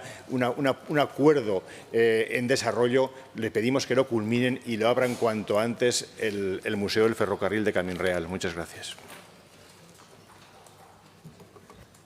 Muchas gracias, señor consejero. Gracias, presidenta. Señor Guitarte, hay veces que asuntos que parecen muy importantes son relativamente fáciles de llevar a cabo, y asuntos que parecen menos difíciles son más complicados. Este es uno de ellos. yo le emplazo para que nos dé alguna idea y nos ayude en esa labor también de oposición constructiva que usted ha planteado, a encontrar una salida, a encontrar una solución a este asunto que, quiero reconocerle, está teniendo muchísimas dificultades. Estamos haciendo grandes inversiones en la provincia de Teruel, estamos actuando en generación de empleo e inversión muy importante en infraestructuras y, sin embargo, hay cuestiones de estas que efectivamente no son menores en cuanto a la necesidad objetiva de las mismas, que nos encontramos con dificultad para poder desarrollar la actividad. Nunca más lejos de la realidad de no querer llevar adelante un proyecto que venga de otro gobierno. Hemos implementado el plan de carreteras o el mapa de transporte que venía de gobiernos anteriores con total diligencia, con total solvencia y con total capacidad. No es ese nuestro objetivo, el objetivo es llevar adelante ese tipo de operaciones. Le emplazo a que juntos podamos encontrar una solución para este asunto. Muchas gracias. Muchas gracias. Pregunta número 224-26, relativa a la vía denominada pista minera, formulada al consejero de Vivienda, Fomento, Logística y Cohesión Territorial por el diputado señor Ros Monfort. Cuando usted quiera. Gracias, presidenta. Señor consejero, en noviembre de 2024 en esta Cámara se aprobó por unanimidad una PNL presentado por Ángel Peralta, en la cual se instaba al Gobierno de Aragón a la titularidad de la vía llamada pista minera pasara al Gobierno de Aragón. Unanimidad. En mayo de 2025 fue el primer contacto que tuvimos alcaldes, empresas privadas, Diputación Provincial de Teruel con el director en ese momento de su departamento y un técnico. Desde ese momento, al resto de entidades y administraciones, cero comunicación. Esa reunión vino avalada por un documento desde la comarca Sierra de Arcos, firmada por los 9 alcaldes de esa comarca, en los cuales hay Partido Popular, Partido Socialista, PAR, Tu Aragón y Teruel existe. Digo esto para que vean que no es un elemento partidista ni esta propuesta, ni mucho menos. Desde ese día, cero comunicaciones. No ha habido nada más. No sabemos si se ha hecho una tramitación por parte del Gobierno de Aragón ni su departamento. No obviamos de que no se haya hecho nada, simplemente no somos conocedores y simplemente, por lo que he escuchado aquí, me gustaría que esa vía tomara una decisión antes de su jubilación, por lo que he escuchado por aquí pendiente, sinceramente. Mi pregunta es, señor consejero, con todo el respeto y con todo el cariño del mundo, de verdad, sé que se va a escudar en el plan general que dejó el Partido Socialista, ya lo hizo la otra vez. Espero que en el tiempo que usted esté en este departamento se haga algo en este aspecto, lo mejor y lo más productivo que sea. ¿En qué situación se encuentra ahora mismo? Por favor, si me puede contestar con toda esta sinceridad, la pista minera Ariño-Andorra. Muchas gracias. Muchas gracias, señor consejero. Cuando usted quiera. Muchas gracias, señor Ros. Creo que le queda a usted un gran tiempo todavía de soportarme de consejero. Era una anécdota cariñosa que estaba teniendo con la portavoz. En cuanto a la edad, estoy próximo a la edad de jubilación, pero estoy en perfecto estado de revista y de forma. Mire, estamos, señor Ros, en el mismo tono que usted me habla, estamos todavía en fase de estudio y análisis por tratarse de un asunto de muy difícil encaje en el conjunto de las necesidades de carreteras. Mire, algunas consideraciones de partida. Esta carretera no es una carretera autonómica. El plan extraordinario de carreteras del que usted hablaba actúa sobre la autonómica 1402, que es una vía paralela a la vía de la que usted está hablando. No se puede invertir en una vía cuya propiedad todavía no ha sido cedida. Necesita una inversión de más de 10 millones. La actuación que se está teniendo en la carretera A1402 permite el tráfico pesado y el mantenimiento de esta vía que usted plantea es de la Diputación Provincial de Teruel. No ha sido aceptada su inclusión en el Fondo de Inversión de Transición Justa y se seguirán dando pasos. ¿Qué quiero decir con esto? Pues que, evidentemente, cuando las necesidades objetivas en las carreteras aragonesas son obvias porque tenemos la peor red todavía de carreteras de España, el actuar en una pista minera que no es de titularidad autonómica no está dentro de las prioridades más importantes de mi Gobierno. Y, por tanto, evidentemente, vamos a estudiar las posibilidades de desarrollo, vamos a ver que se mantenga esa pista en las mejores condiciones posibles por la Diputación de Teruel y vamos a intentar acceder a la titularidad de la pista para poder transformarla, pero no es uno de los objetivos que en estos momentos sean esenciales dentro de nuestra actuación en carreteras. Muchas gracias. Muchas gracias, señor Ros. No es su prioridad esta pista, ya lo dijo el mismo día que tuvimos la reunión con su director en esta Cámara y sentado en esa tribuna. Eso ya quedó bien claro en su momento. Le voy a dar unos pocos datos si no le importan. Diariamente transcurren por esa pista 256 trabajadores que van a su puesto de trabajo a las instalaciones industriales de Ariño. Más de 200 camiones censados anualmente, autobuses escolares, transporte público, ambulancia, transporte de centro de día, habitantes de la comarca y parte de las 26.000 pernotaciones anuales que tiene el balneario de Ariño. Si eso no es prioritario, tenemos un problema de concepto en lo que son estas instalaciones. Puedo entender el tema de las duplicidades, lo puedo entender, sinceramente, es lógico. Pero en este momento, si no me acuerdo mal, ni DPT ha asumido la titularidad, ni DGA ha asumido la titularidad, y hasta donde yo sé, las empresas que utilizaban esa vía tienen toda la disponibilidad para el cese. Hay que trabajar por el territorio. Aquí tengo varias diputadas de mi territorio que ya saben perfectamente del que estoy hablando. No me estoy inventando nada. No es una situación partidista, sino necesaria, de lo que es la vertebración del territorio de Comarca Sierra de Arcos. Afecta mucho a lo que son los habitantes y a la industrialización que tanto se está hablando estos días aquí en esta Cámara. Muchas gracias. Muchas gracias, señor consejero. Gracias, presidenta. Señor Ros, muy rápido. Iniciaremos los trámites, continuaremos con los trámites para asumir la titularidad. Mientras tanto, terminaremos la AMI 402, que es la que nos compete, y no descarto que podamos incluirla en el plan de actuaciones preferentes en un futuro. Muchas gracias. Muchas gracias. Pasamos a la pregunta 226 relativa a los cortes realizados en la A132 formulada al consejero de Vivienda, Fomento, Logística y Cohesión Territorial por la diputada señora Rodrigo. Señora Rodrigo, cuando usted quiera. Gracias, señora presidenta, señor consejero, señor López. La pregunta sería, ¿va usted a atender las peticiones de los alcaldes, vecinos y tejido empresarial de la zona frente a los cortes que ahora mismo están afrontando con estas obras? Gracias. Muchas gracias, señor consejero. Gracias, señora Rodrigo. Bien hallada a esta interactuación en que teníamos unos meses en las que no teníamos pregunta usted y yo.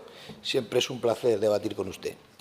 Por supuesto que se reconsiderarán los cortes previstos en la carretera A132 durante los meses de verano para evitar afecciones a la actividad económica y accesos a los servicios básicos de la zona.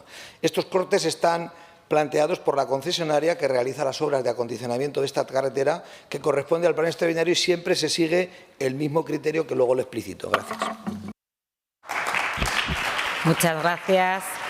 Señora Rodrigo. Gracias, señora presidenta. Señor consejero, le agradezco la respuesta y, sobre todo, le agradecen los empresarios de la zona, los vecinos, los alcaldes, la respuesta que nos ha dado de que se van a replantear estos cortes, porque usted sabe, no le tengo que trasladar, no le doy ninguna sorpresa, que estos cortes están siendo un absoluto desastre. Hemos vivido durante el mes de mayo 2 municipios absolutamente aislados durante 15 días. No se reaccionó hasta que los vecinos de estos municipios, Villalanguas y Salinas de Jaca, nos salieron en prensa. Hablamos de 15 días ininterrumpidos sin panadero, por ejemplo, sin transporte escolar. Eso quiere decir que los niños no acuden al colegio, incluso con trabajadores que, trabajando en Jaca o en las Peñas de Reglos, teniendo un trayecto de unos 15-20 minutos, tenían que hacer la vuelta por Bailo. Si ustedes conocen la zona, hablamos de hora 45 minutos de vuelta. Por lo tanto, insisto, nos alegramos de que usted vaya a reconsiderar estos cortes, pero es que además le pido, por favor, que las reuniones, porque la anterior reunión fue con la concesionaria, pero también con representantes del Gobierno de Aragón, porque no nos olvidemos que el último responsable de las consecuencias y de las obras en un plan extraordinario es el Gobierno de Aragón. Por lo tanto, le insisto que vuelva, por favor, no solo a reconsiderar, sino además a hacerles caso. Mire, ustedes le prometieron a los empresarios de turísticos, sobre todo de la zona, que durante el mes de junio solo habría una semana de cortes. Están planificados y así están avisados los vecinos de 3 semanas de corte. Hablamos de cortes de lunes a viernes de forma ininterrumpida, como si el turismo en esa zona, que como saben ahora mismo alcanza su momento más álgido, solamente se hiciera sábados y domingos. No, mire, le explicaré. Ahora empiezan, por ejemplo, los campamentos de los escolares o incluso un turismo muy importante, no solamente de la zona de de La Hoya, sino también de Jacetania, incluso de la Comunidad Navarra, que a través de Puente la Reina acceden a este reino de los mayos. Y le insisto, es una de las zonas turísticas más importantes de la zona de La Hoya, de Huesca y Jacetania. Por lo tanto, le agradezco su respuesta, pero le pido por favor que esa reconsideración se haga de la mano de vecinos, alcaldes y también de los empresarios turísticos y no de la zona. Y que esas reuniones, cuando se llega a un acuerdo, pues posteriormente se cumpla ese acuerdo. Porque básicamente las obras, y finalizo ya señora presidenta, las obras son obras muy demandadas por el territorio, lo sabemos perfectamente, pero también tenemos que intentar que tengan las menores afecciones posibles. Usted tiene un ejemplo, el ejemplo del eje del Vero. Le dimos la idea, usted la puso en marcha y fueron bien esas obras. Por favor, escucha al territorio. Muchas gracias. Muchas gracias, señor consejero. Señora Rodrigo, me voy a plantear nombrarla asesora de la consejería, porque me va dando consejos que yo ejecuto y luego las cosas van bien. Así que, bueno, todo esto es interesante. Mire, los criterios para cuando un concesionario está ejecutando una obra de esta naturaleza, de inversión y de mantenimiento, es verdad que cualquier obra de este tipo trae consigo determinados perjuicios durante la ejecución de la misma, que tenemos que intentar acortar al máximo y tenemos que intentarlos hacerlo en los tiempos en los que menos dificultad produce a la prestación de los servicios de la zona. Pero usted sabe que los sistemas de funcionamiento son, primero, que sea obligada el corte, se eleva a la inspección del itinerario y se valora la necesidad del corte, se consensúa con los ayuntamientos afectados, con los empresarios y con los servicios básicos. Esto es lo que yo creo que sí que se está haciendo y que vamos a insistir en esa historia. Hay acuerdo entre las partes, en torno a 15 días naturales se eleva a la Dirección General para su conformidad, para informar los servicios de emergencias, las rutas escolares, los servicios de transporte y al hacerse con la antelación suficiente, si surgen alegaciones, se intentan solventar. Yo creo que en este asunto, como en tantos otros de prestación de servicios en el territorio, la voluntad de las partes, la buena fe, el trabajo en coordinación con ayuntamientos y con los colectivos afectados es fundamental. Esté usted segura, señora Rodrigo, que por parte del Departamento, en la ejecución de obras en el territorio, vamos a hacerlo con la mayor solvencia, la mayor diligencia y la mayor cercanía para que la gente se sienta lo menos afectada posible en inversiones de transformación necesarias e importantes para nuestra comunidad autónoma que se están llevando a cabo. Muchas gracias. Muchas gracias. Pregunta número 245-26, relativa a las demandas vecinales de equipamientos públicos en Zaragoza, formulada al consejero de Vivienda, Fomento Logístico y Cohesión Territorial por el diputado señor Ariste Campos, de Chunta Aragonesista. Cuando usted quiera, señor Ariste. Gracias, presidenta. Señor consejero, muy buenos días. Hace unos días me reuní en estas Cortes con vecinos de Arcosur, de Rosales del Canal y Valdefierro, y nos trasladaron una preocupación muy concreta, y es la falta de claridad sobre los suelos destinados a equipamientos públicos en estos barrios. Estamos hablando de barrios de decenas de miles de vecinos, barrios en crecimiento, pero con un déficit claro de servicios básicos de proximidad. Y hay una cuestión importante que condiciona esta planificación, y es el corredor aéreo e infraestructuras viarias como la Z40. Esto hace que no cualquier ubicación sea válida para equipamientos como centros educativos o sanitarios. Y ya sabe que hay muchos vecinos también con buena forma desplazándose varios kilómetros para acceder a servicios básicos de otros barrios, andando, ya que carecen de transporte público. Por eso le pregunto cómo tiene previsto el Gobierno de Aragón atender a las demandas vecinales relativas a los usos dotacionales para los equipamientos públicos en estos barrios de Zaragoza. Muchas gracias, señor Ariste.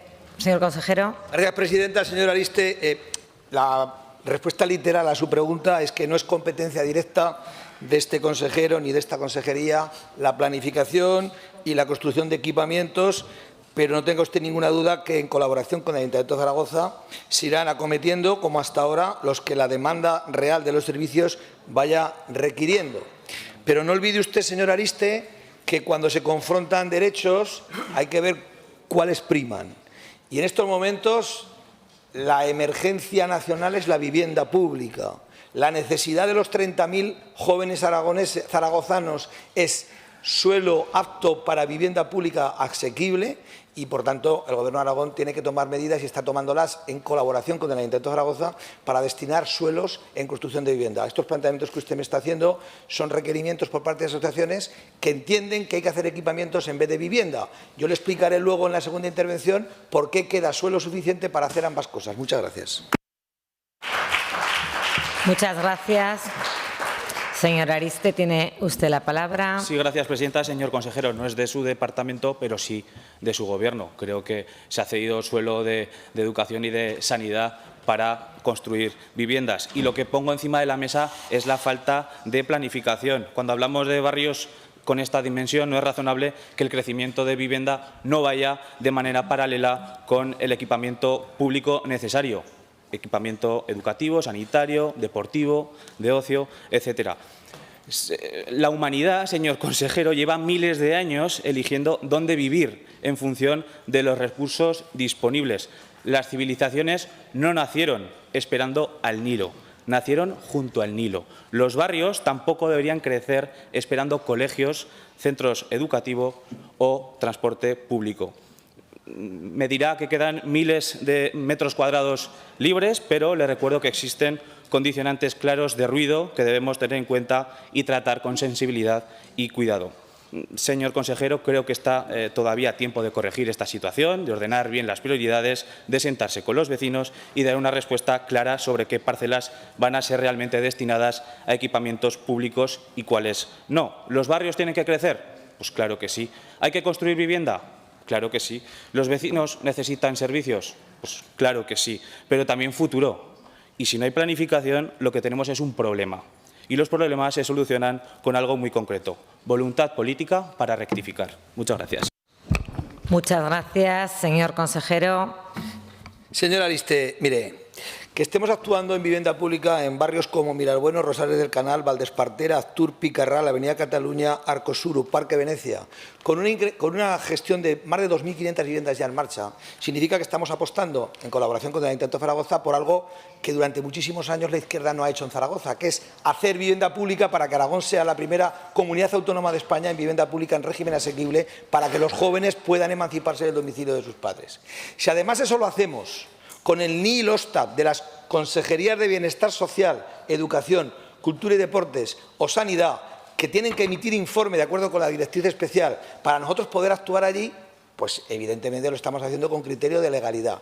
Y si además en esos suelos de los que le he dicho hay 1.200.000 metros cuadrados destinados a equipamientos, de los que hemos utilizado 36.000 metros cuadrados para vivienda pública, ya me explicará usted, quedando todavía casi 1.200.000 metros cuadrados, si es compatible o no es compatible hacer vivienda pública con los equipamientos necesarios. Yo no digo que no sean necesarios los equipamientos, yo lo que digo es que tienen que tramitarse a través del Ayuntamiento de Zaragoza y de las consejerías responsables para ver si la pirámide poblacional permite e impele para que se ejecuten esas inversiones en equipamientos. Pero los equipamientos no pueden opacar la situación complicada que hoy tienen los jóvenes aragoneses y los jóvenes zaragozanos para destinarles suelo suficiente a vivienda pública, que es lo que está haciendo este Gobierno. Muchas gracias. Muchas gracias.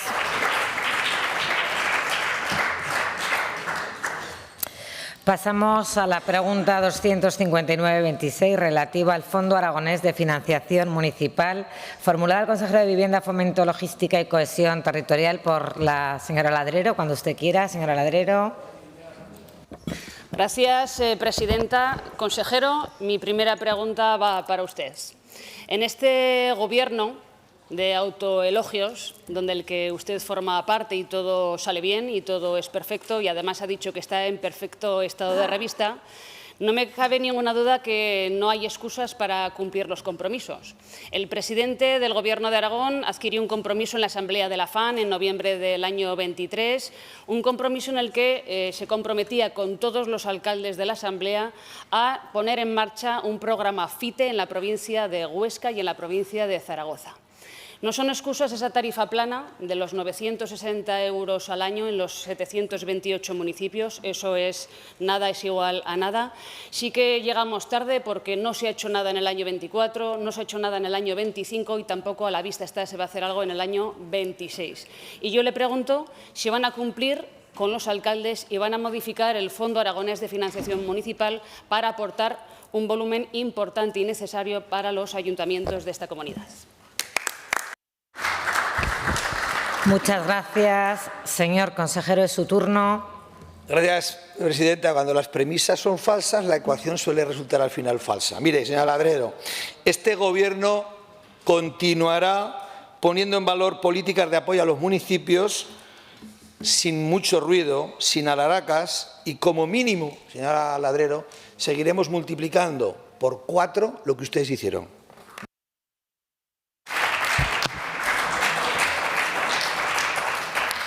Muchas gracias, señora Ladrero. Me esperaba un poquito más de usted, señor consejero, porque suene afinar mejor las respuestas. Pero le diré que los compromisos hay que cumplirlos. No son compromisos para no cumplirlos, porque eso es defraudar a los alcaldes y a las alcaldesas y escucharle produce absoluta melancolía. Y le voy a decir, no compare con los gobiernos anteriores porque, mire, lo que le pedimos es financiación justa e igualitaria a la par que sube las 3 capitales de provincia. Y usted bien sabe que el 30% de los presupuestos de los 728 municipios, que asciende a 200 millones de euros, les corresponde a ustedes, porque son competencias impropias. Pero nada más lejos de la realidad. Tienen el presupuesto más alto de la historia de Aragón, más de 1.000 millones de euros, más de 90.000 millones de euros de inversiones de anuncios y tienen el cacareo de la anunciada bajada de impuestos de menos de 700 millones de euros de forma muy prudente, donde van a volver otra vez a beneficiar a los ricos. Es decir, este Gobierno superclasista se vuelve a olvidar otra vez de los alcaldes. Y yo le digo, señor consejero, que si usted quiere, puede. Saque ese rebelde y valiente que tiene dentro para cumplir con los alcaldes, cumplir con sus compromisos y aporte la financiación tan ansiada y comprometida por el presidente del Gobierno de Aragón en la Asamblea de la FAN de noviembre del año 23. Gracias. Señor consejero, cuando usted quiera. Gracias, señora Ladrero. Mire, le voy a contar que en 5 líneas de actuación muy rápidas hemos hecho más nosotros en 30 meses que el Partido Socialista en 8 años. Mire, hemos aumentado la dotación del Fondo Aragonés de Financiación pasando de 30 a 32 millones de euros, aumentando en Teruel y en Zaragoza. Hemos aumentado de forma incondicionada en 700.000 euros la asignación del Fondo de Pequeños Municipios. Hemos hecho una convocatoria de 400.000 euros para los mismos. Hemos, en las inversiones estratégicas de las que usted hablaba en todo Aragón, el FITE ha pasado de 60 a 86 millones de euros, el nuevo Plan Pirineos de 200 millones de euros, la reinversión de todos los aprovechamientos urbanísticos de los PIGAs industriales que se van a desarrollar en Aragón, que van a ser más de 60 millones de euros, van a ir todos destinados a políticas de vivienda en el territorio. Hemos aumentado la dotación económica a las comarcas en 10 millones de euros. Hemos incrementado el Fondo de Cohesión Territorial, que durante la etapa del Partido Socialista fue de 2 y de 3 millones de euros. En el año 24, estos 2 años en los que dice usted que no hemos hecho nada, año 24, 7 millones de euros. Año 25, 12 millones y medio de euros. Partido Socialista, 3 millones. Partido Popular, 12 millones y medio. Me está hablando usted de la política de apoyo al territorio, a las comarcas, a los municipios, a las infraestructuras, un plan de carreteras en marcha que estamos ejecutando y pagando, un plan de transporte desarrollado ya en el territorio, la construcción de viviendas en rehabilitación de vivienda pública para todos los municipios pequeños y de concesiones en los municipios intermedios. En definitiva, señora Ladrero, multiplicamos por 4 lo que hizo su Gobierno. Por cierto, señora Ladrero, solicitó usted hace muy poco un incremento del 566% de las asignaciones que había que hacer al mundo municipal. Pero yo creo que las cosas hay que hacerlas con un poco más de mesura. Nosotros les multiplicamos por 4,5 y ustedes piden 566% de incremento. Vamos a poner un punto lógico en el debate y consideren y reconozcan ustedes que nunca los ayuntamientos de Aragón, las comarcas de Aragón, han estado tan bien financiadas como con el gobierno de Jorge Azcón. Muchas gracias.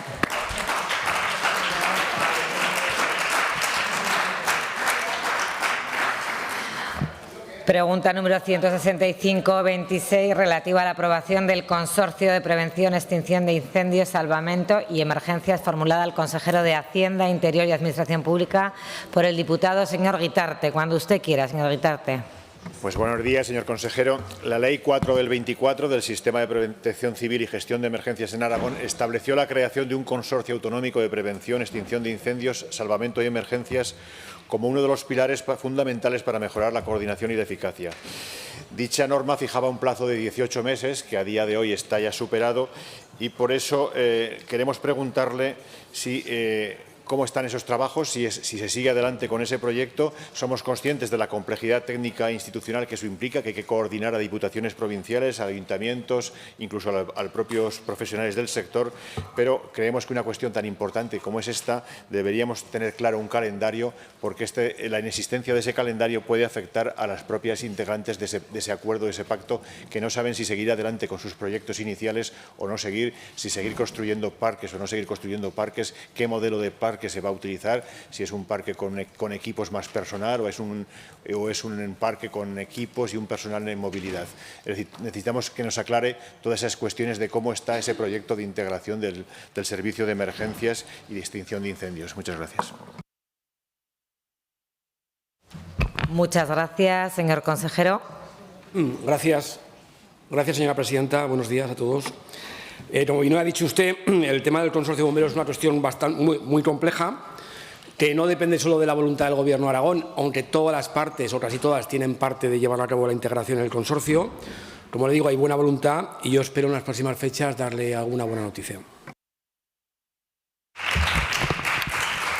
Señor Guitarte. Bueno, esperemos que sea así. Tampoco nos define, una cosa es que sepamos pronto cuándo se va a hacer y otra cosa es si se sigue trabajando en el mismo modelo de soluciones que alguna vez ha planteado, es decir, si no va a haber personal en todos los parques, si muchos de estos parques van a ser, como diríamos, un estacionamiento de maquinaria y de equipos y que luego el personal, los propios bomberos van a estar desplazándose en movilidad de un parque hacia otro por no desplazar la maquinaria. Era un modelo que, bueno, obviamente mejoraba la eficacia de los recursos disponibles, pero la cuestión fundamental es que muchas de estas instituciones, entre ellas las diputaciones provinciales, deberían saber si tienen que seguir adelante con sus compromisos de crear parques en el territorio para cubrir los tiempos de distancia que establece la Ley del Fuego, o si realmente eso puede ser solucionado ya desde el propio consorcio autonómico y que esa premura en saberlo afecta necesariamente a la cubrición del servicio que se está dando a los ciudadanos. Actualmente sigue habiendo zonas del territorio en Aragón que no están cumpliendo con el tiempo de desplazamiento que marca la Ley del Fuego. Muchas gracias. Muchas gracias, señor consejero. Gracias, señora presidenta. Señor Guitarte, mire, viendo por partes, con respecto a las diferentes administraciones, yo le puedo decir que las tres diputaciones provinciales, tanto Huesca, Zaragoza como Teruel, han manifestado su interés en integrarse en el consorcio. Lógicamente, estamos buscando la fórmula económica de cómo se lleva a cabo y tiene asunción el gasto, tiene el gasto, si no es una competencia que está compartida. Entonces, se está avanzando bastante en el acuerdo. El Ayuntamiento de Huesca también tiene interés y el Ayuntamiento de Teruel, que hoy por hoy no tiene parque de bomberos, lógicamente tendrá que aportar dinero a este nuevo consorcio, porque es una competencia que la tiene, que no la desarrolla, pero lógicamente tendrá obligación, y os lo he dicho a la alcaldesa, obligación de pagar un cupo, un canon o como queramos llamarlo, para poder sostener este consorcio de bomberos. El primer borrador de estatuto ya está redactado. Ya ha habido reuniones operativas de cómo será este consorcio, e incluso el otro día el presidente de la Diputación de Huesca me llamó para decir que iban a montar un parque de bomberos en Jaca, si no me equivoco, que era necesario. Por esa zona de la provincia de Huesca está muy necesitado de parques de bomberos. También se ha avanzado en el análisis financiero y presupuestario. En el presupuesto del 27 habrá ya una primera partida del consorcio de bomberos y en cuanto culmine este acuerdo, que yo espero que sea en los próximos meses, habrá un decreto de creación de este consorcio, a la vez del consorcio de todo el tema de Emergencias de Aragón.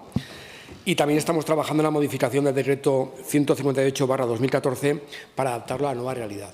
Por tanto, entre el consorcio, el tema de emergencias, ¿vale?, la agencia de emergencias y el consorcio de bomberos, yo espero que en los próximos meses se culminen los dos proyectos, que salgan con el máximo acuerdo posible. Como siempre digo yo, ya ahora hemos estado inaugurando la base de emergencias de Villanueva, un proyecto que lo inició la antigua consejera de Presidencia e Interior del Gobierno de Javier Lambán. Creo que es importante seguir trabajando todos a una, todos juntos. Somos gente de diferente color político, pero las emergencias, como siempre decimos, y más en nuestra comunidad, no hay colores. El otro día estuvo el teniente general de la UME en una charla en la Facultad de Derecho. Yo estuve con el delegado, con Fernando Beltrán, y todo el mundo ponía de manifiesto que si algo hay que cuidar en Aragón es el conjunto de las emergencias y la unanimidad y la coherencia que tienen las emergencias en Aragón. Muchas gracias.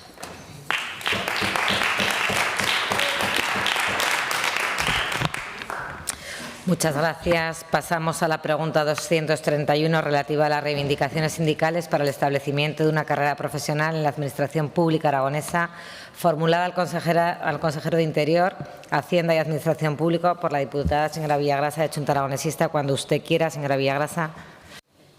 Muchas gracias, señora presidenta. Sin enredos, señor consejero, ¿qué medidas tiene previstas en su Gobierno para atender adecuadamente las demandas que son históricas para el establecimiento de una carrera profesional en la Administración Pública de Aragón? Gracias. Gracias, señora presidenta. Sin rodeos, ¿qué hizo usted cuando estaba en el Gobierno para atender a la demanda de la carrera profesional? Porque si era tan histórica la petición, no los vi yo ustedes con muchas ganas de ponerla en marcha.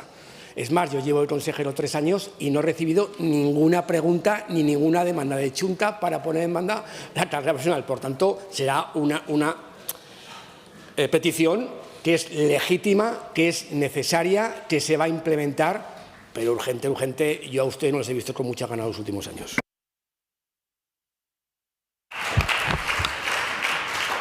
Señora Villagrasa. Muchas gracias. Bueno, tercera legislatura y seguimos igual, con la misma demanda. Voluntad política, estudios, todos los que quieran. La cuestión es que se atiende a la demanda de la carrera profesional,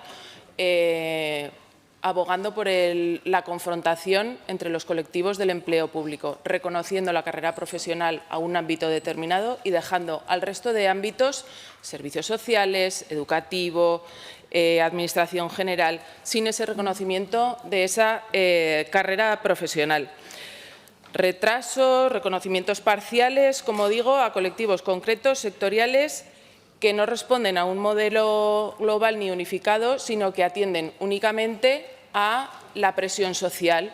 Pues quizá estén buscando eso, se están quejando de que están saliendo las camisetas verdes a la calle, pues igual tenemos que inventar un nuevo color para los empleados y empleadas públicas y que podamos tener reconocidos los derechos que tienen. Sigue sin estar regulada esa carrera profesional que debería encontrarse en esa ley de función pública que ya ha anunciado anteriormente. En la mesa de negociación no hay ningún tipo de voluntad, puesto que se llega, se presenta y no hay ningún tipo de opción a negociar. Simplemente se llega, se presentan las cuestiones a la mesa y se aprueban por parte de la Administración. Finalmente, lo que venimos a decir es que únicamente se obtiene el reconocimiento de la carrera profesional con la presión social, así lo ha conseguido el Salud. Pues esa será la senda que tenga que seguir el resto del empleo público. Gracias. Muchas gracias, señor consejero. Gracias, señora presidenta. Segunda legislatura, no tercera. Segunda. Tercera será en el 2030, ahora es la segunda.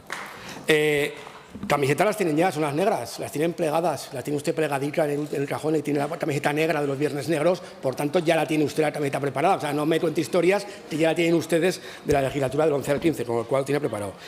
Mire, yo no sé qué historia le han contado de la relación nuestra con los sindicatos, yo me reúno con todos aquellos que quieren hablar conmigo y solamente pongo una premisa, que no me lleven al juzgado ni me pongan demandas por lo penal por cosas que yo no he hecho. Ha habido 2 sindicatos que me han puesto 2 demandas por lo penal, una al sindicato Estepa, por algo que yo no soy responsable, y otro al sindicato Comisiones Obreras. que era un sindicato que pretendía manejar la función pública a su antojo. Y no los vamos a recibir más. Yo, la puerta a mi despacho la voy a ver por fuera. Por dentro, desde luego, no la van a ver. Si sabe qué pasa, señor Puello, que en esta vida hay que tener un poco de principios. Y si tú negocias una mesa y la contestación es llevarte a los tribunales, a nosotros y al anterior gobierno, por no cubrir las plazas, me parece un poco, al menos, poco elegante. Quien me conoce un poco en mi vida, me caracterizo no por insultar y por llegar a acuerdos.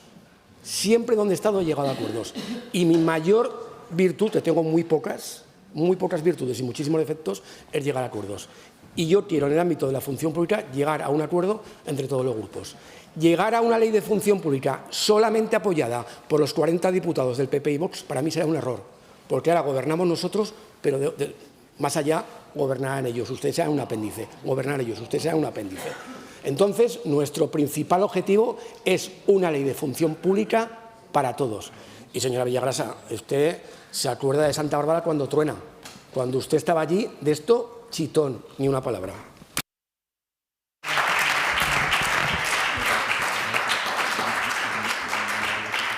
Muchas gracias. Pasamos a la pregunta 243-26, relativa a la supresión de los observatorios dependientes del Gobierno de Aragón, formulada a la consejera de Desregulación. Ay, disculpe. Pues mira, me han quitado los tiempos ya de aquí. ¿Se acuerda cuánto le quedaba? Que se lo pongo yo manualmente. Otra, es otra pregunta. Vale, disculpe. Relativa a las reivindicaciones sindicales para la cobertura inmediata de puestos de trabajo en Aragón, formulada al consejero de Hacienda, Interior y Administración Pública por la diputada señora Villagrasa del Grupo Chunta Aragonesista. Disculpe, señora Villagrasa. Gracias, señora presidenta. No hay ningún problema, que todos cometemos errores. Señor consejero, igual, ¿qué medidas tiene previstas en su Gobierno para atender adecuadamente las demandas para la cobertura inmediata, ahora, actual, no de hace 3 o 4 años, actual, de las plazas vacantes existentes ahora mismo en la Administración Pública en Aragón? Gracias. Muchas gracias. Disculpe a usted también, señor consejero. Me da igual, yo le haría una... Gracias, señora presidenta. Señora Villagrasa, yo le haría una pregunta. Cuando usted en su función actual tenía el tapón en las ayudas de vivienda y pedía cubrir sus plazas, ¿qué le decían?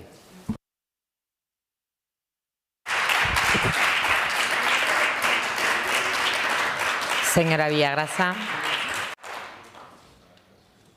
Muchas gracias. Insisto, las preguntas las hacemos desde la oposición al Gobierno, que para eso estamos. En primer lugar. En segundo lugar, cuando estábamos en vivienda, las vacantes estaban cubiertas. Lo que no teníamos era personal suficiente, porque la plantilla del Gobierno de Aragón sigue siendo insuficiente.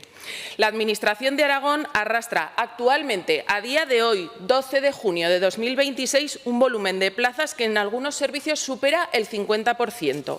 Y le pongo un ejemplo de un lugar cualquiera de la Administración en estos momentos, donde hace 4 años todos estos puntos rojos que usted ve, no todos, pero salvo 2, todos eran verdes. En estos momentos, hace 4 días, esta es la situación.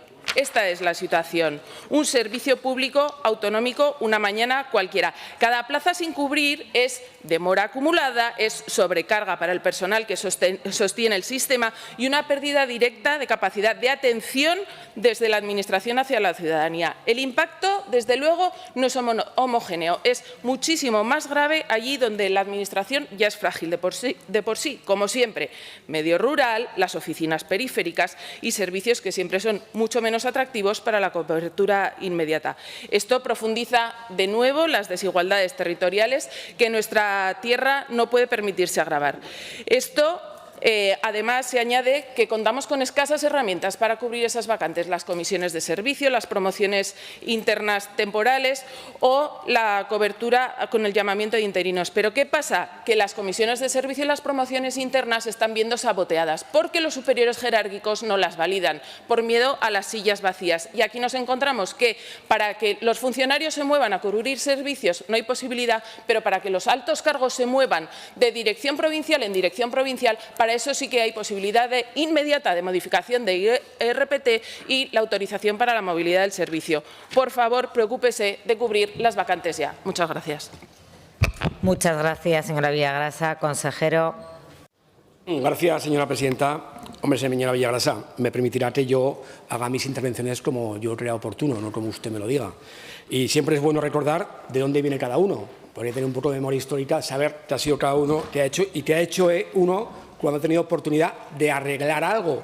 Pues claro, venir a explicarnos lo que debemos hacer cuando uno tiene oportunidad de hacer algo y no ha hecho nada, pues hombre, un poco no le digo que no tenga legitimidad, pero bueno, por sus actuaciones conocemos a cada uno.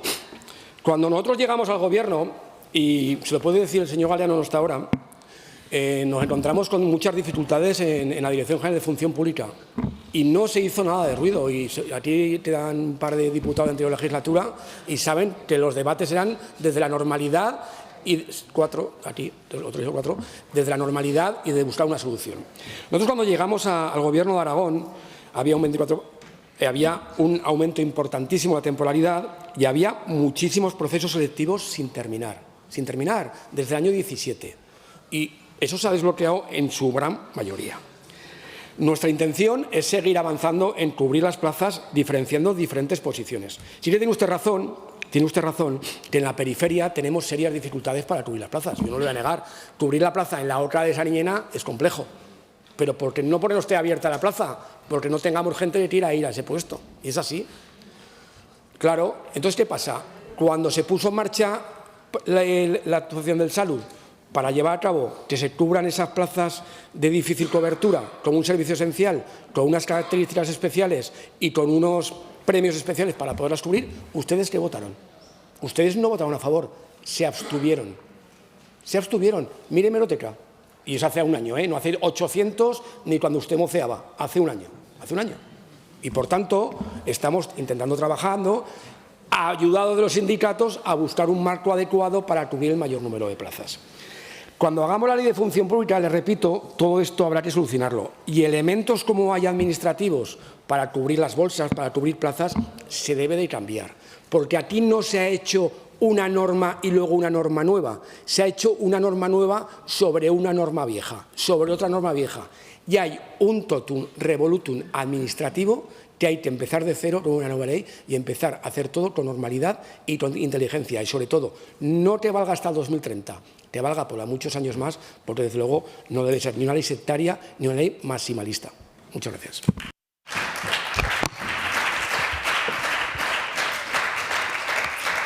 Muchas gracias. Ahora sí, pregunta 243-26 relativa a la supresión de los observatorios dependientes del Gobierno de Aragón, formulada al consejero de Desregulación, Bienestar Social y Familia por la diputada señora Iglesias Prieto. Cuando usted quiera.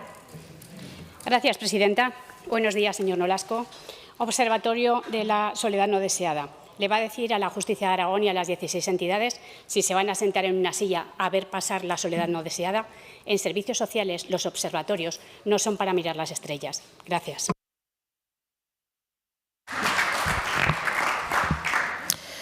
Señor vicepresidente y consejero. Muchas gracias, señora Iglesias. Me ha escondido usted la pregunta, porque la pregunta no era esa, pero en cualquier caso, lo voy a responder de una manera clara. Hay observatorios, que ahora hay la manía de llamarle así a esas cosas, que sirven para hacer cosas buenas, y otras que son una chorrada, que no valen para nada, que sirven para observar la observación de lo observable y colocar alguno, porque las nóminas llegan. Yo soy más partidario de coger dinero y meterlo en residencias de ancianos, en gente que lo necesita, con alguna discapacidad psíquica, por ejemplo, que nos estamos reuniendo últimamente con un montón de asociaciones. En fin, prefiero hacer eso que crear observatorios para que observen lo observable. Pero, en fin, si hay alguno que entendemos que lo hace bien, lo mantendremos. Gracias. Señora Iglesias. Mire, señor Nolasco, gracias, presidenta. Lo acabo de ver en rueda de prensa. Lo único que usted fomenta y genera es odio y xenofobia. Eso es lo que usted hace a la perfección. ¿Ha podido ver que en Aragón ha incrementado el 77% en los últimos 3 años los delitos de racismo y xenofobia? 3 años. Piense cuánto lleva usted aquí. ¿Sabe lo que le están pidiendo los trabajadores de las residencias? Menos ruedas de prensa, menos titulares y más discursos incendiarios que solo provoca odio. Le están pidiendo más profesionales, más recursos y más protección laboral. Porque quienes sostienen cada día el sistema de protección de menores son las educadoras, las trabajadoras sociales, los psicólogos, el personal de atención directa y de seguridad. Ellos conocen la realidad mejor que nadie y ellos llevan tiempo advirtiendo que necesitan más apoyo. Si de verdad le preocupa lo que ocurre en estos centros, deje de utilizar a los menores como arma política y empiece a cuidar a quienes trabajan en ellos. Ponga medios. Tiene un centro que lleva 3 años en prórroga a la anterior concesión. Solucione esos problemas. Apoye a estos profesionales, a estos centros. Como dijo el otro día la señora Pardos, dar a la concertada no quita a la pública. Eso le digo yo. Gestione. No quite a unos para dar a otros. En el tema de personas mayores, no sé, ahora se han puesto ustedes muy a la defensa de las personas mayores. Lo de la soledad no deseada depende, ¿no? A los que le va bien a usted, bien, y a los que le va mal, pues mal, depende, claro. Pero cuando hubo que levantar la mano en febrero para votar a favor de la subida de las pensiones, se les cayó el brazo. Y también la vergüenza. Bueno, señor Nolasco, lo de los chiringuitos que usted dice me parece perfecto, pero nosotros pueden ser chiringuitos. Usted tiene resort de 5 estrellas. La Dirección General de Coordinación Institucional. El coordinador que coordine, buen coordinador será. Ustedes sabrán qué intereses les mueve crearla. Dirección de Desregulación. Tenga cuidado, señor Nolasco, que igual por la terminología, igual le pasa como a mí, al director, y por 4.000 euros al mes cree que viene aquí a desregular, que no se confunda. Usted explíquele bien estos procedimientos administrativos que vamos a reducir. Explíqueselo usted muy bien. Muchas gracias, señor Nolasco. Muchas gracias. Vicepresidente, si cuando quiera. Gracias, señora Iglesias. No me he enterado de nada, porque ha mezclado tantas cosas, o sea, no me he enterado. Que no se oye o que se oye, se oye. Bueno, que no me he enterado de nada. Básicamente, ustedes sacan a Franco el tema del odio y el comodín como la excusa, bueno, de Franco no, pero que del odio, la xenofobia, para decir que no han dado ustedes palo al agua en tanto tiempo, porque no han hecho ustedes nada. Dice, no conocen a las educadoras. Precisamente hemos venido de Movera, donde ha habido un problema, porque unos menas le han pegado un palizón a otro, que están ahora en comisaría, esos menas que ustedes traen y que fomentan con esa política que ustedes tienen de fronteras abiertas. Yo he estado con una educadora esta mañana, o sea que, en fin, eso es el problema de traerse las cosas escritas de casa. Pero fíjense, esta es la idea que tiene el PSOE de los chiringuitos, por un lado. Observatorio, hay más de 400 chiringuitos, pero voy a decirles algunos observatorios que ustedes han creado. Contra el fraude y la corrupción sanitaria, que por cierto lo creó el entorno de Coldo, o sea, es que parece hasta cómico. Observatorio de salud y de cambio climático, para abordar transversalmente si el cambio climático te da fiebre. Observatorio estatal de violencia sobre la mujer, eso lo hacen los de las pulseras de AliExpress, los que sueltan violadores, su gobierno. Observatorio de derechos digitales. Sánchez aseguró que contaría con más de 360 expertos para vigilar Internet, o sea, 360, bien.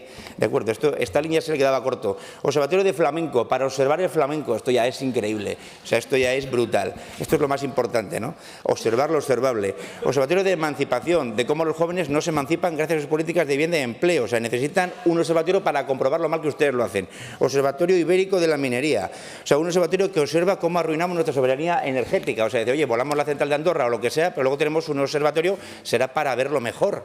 Bueno, miren, de verdad, algo sencillo. Termino, presidenta. Lo que haga falta y sea útil se mantendrá y lo que no, evidentemente, se quitará. Pero observatorios para observar lo observable no habrá. Gracias. Muchas gracias. Pasamos a la pregunta 258-26, relativa a las políticas de cooperación internacional en Aragón, formulada al consejero de Regulación, Bienestar Social y Familia por la diputada señora Bozal, de Chunta Aragonesista. Cuando usted quiera. Gracias, señora presidenta. Aragón ha mantenido históricamente un compromiso con la cooperación internacional al desarrollo, una política pública que ha contado con el trabajo de administraciones, entidades sociales y organizaciones especializadas durante décadas. Sin embargo, sus propias declaraciones apuntan a una reducción significativa de esas políticas y a una revisión de recursos destinados a cooperación. ¿Qué papel considera que debe desempeñar Aragón en materia de cooperación internacional y qué medidas concretas tiene previsto impulsar durante esta legislatura? Gracias. Muchas gracias, señor vicepresidente del Gobierno.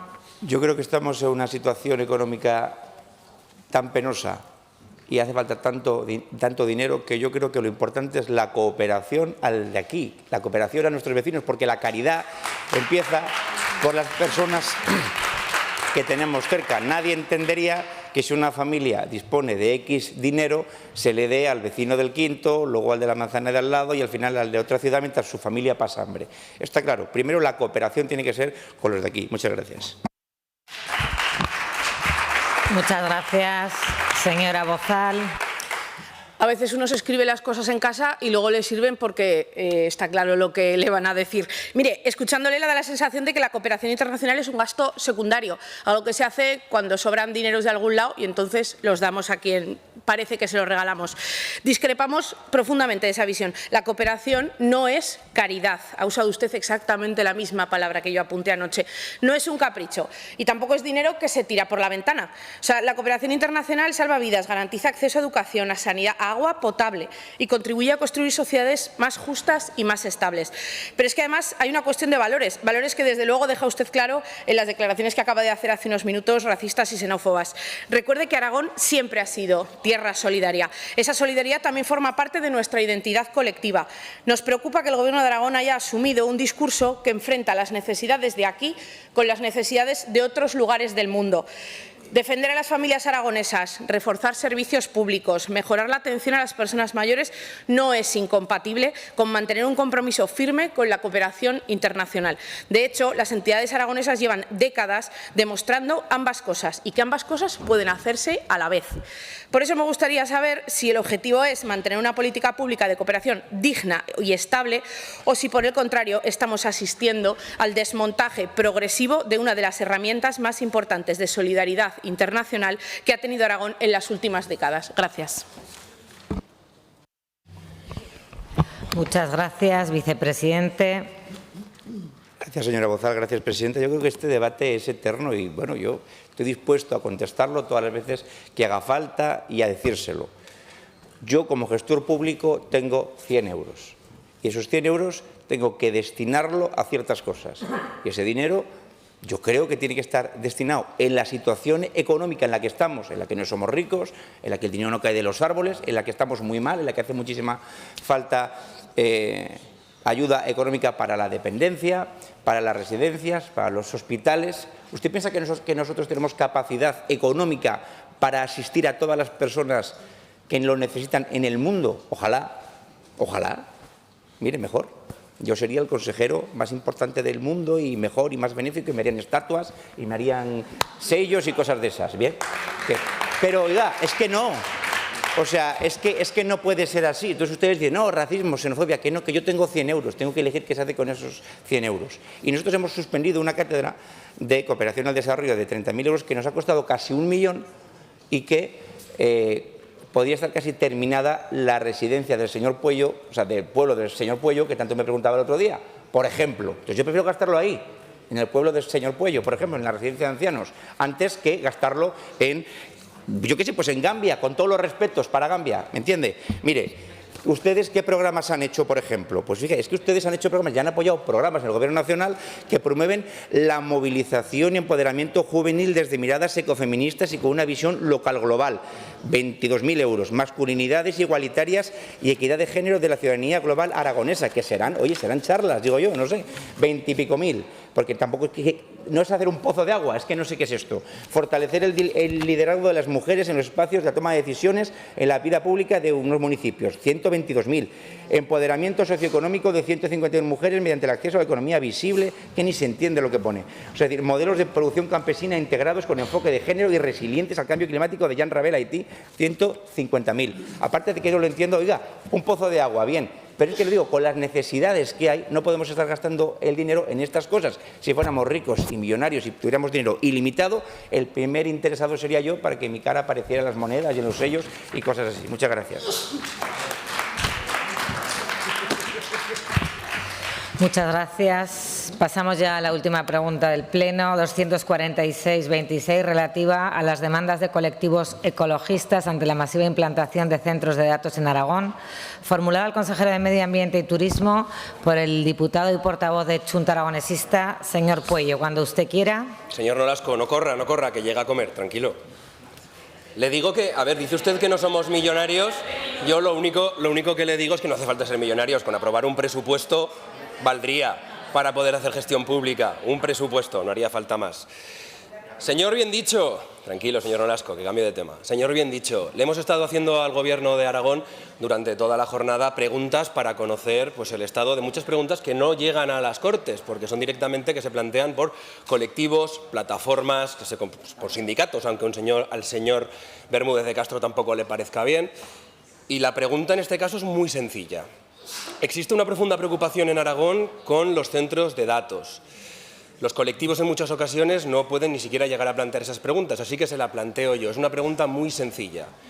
¿Hay algún estudio o algún informe que establezca cuánto consumo hídrico, energético, qué impacto económico o qué impacto ambiental van a tener estos centros de datos en Aragón? Todos, no hablando de uno en concreto, sino de todos. Es bien sencilla. Muchas gracias, señor consejero. Es su turno, cuando usted quiera. Sí, muchas gracias, señora presidenta. Buenos días, señor Pueyo. Usted pregunta y yo me atengo a lo que usted preguntaba. Es decir, ¿puede concretarnos por qué entiende cuestionable que la implantación de centros de datos esté sujeta a la tramitación de un PIGA? Y, con lo que me ha dicho, ¿cuál sería el cauce procedente entonces para atender a las demandas de los colectivos ecologistas?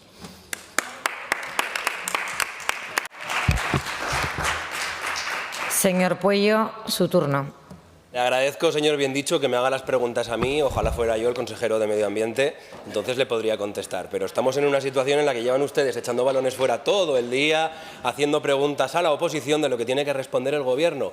Y es bastante grave la situación, porque de lo que estamos hablando es que podemos estar hipotecando con los centros de datos inversiones en industria futuras, que podemos estar sin saber exactamente cuánto vamos a gastar de agua, cuánto vamos a gastar de energía y qué recursos se van a destinar a cada cosa. La pregunta es lo suficientemente importante como para que ustedes echen balones fuera, que es lo que llevan haciendo toda la mañana, además de hacer el paripé y, en mi opinión, el ridículo absoluto, preguntándose a ustedes mismos para responderse a ustedes. Es encantador, enternecedor, pero la verdad que es lamentable.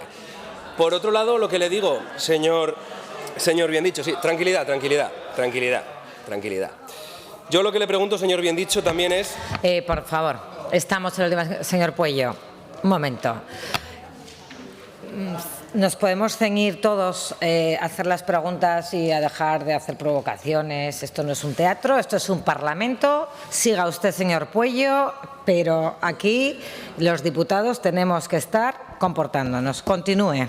Señora presidenta, me estoy comportando, estoy preguntándole al señor Biendicho y aquí lo que están generando es ruido. Cuando se genera ruido por esta bancada, usted correctamente echa la bronca, haga lo mismo con la otra. Lo que le digo, señor Biendicho, es que no sabemos si se puede garantizar el abastecimiento, no sabemos si va a haber prioridad de uso por parte de los centros de datos de energía y de agua, no sabemos si hay algún plan para los equipos obsoletos y los residuos, no sabemos si se van a hipotecar, como decía, desarrollos industriales, no sabemos qué criterios geográficos se están utilizando para implantar estos centros de datos, no sabemos cuáles son los beneficios reales de los municipios y todo esto se resume perfectamente en una pregunta. ¿Está el Gobierno de Aragón priorizando a las empresas estadounidenses antes que a los aragoneses? Porque eso no es precisamente prioridad nacional de la que hablan ustedes. Respóndame a la pregunta, ¿hay algún estudio o informe que determine lo que va a suponer la instalación masiva de centros de datos? Y no es una pregunta que no sea seria. Por favor, respóndame y no me pregunte más cosas. Sí. Señorías, todos callados. Señor Biendicho. Sí, muchas gracias, señora presidenta. Pues me parece muy bien, señor Pueyo, que le parezca enternecedor a estas horas de la tarde de la sesión.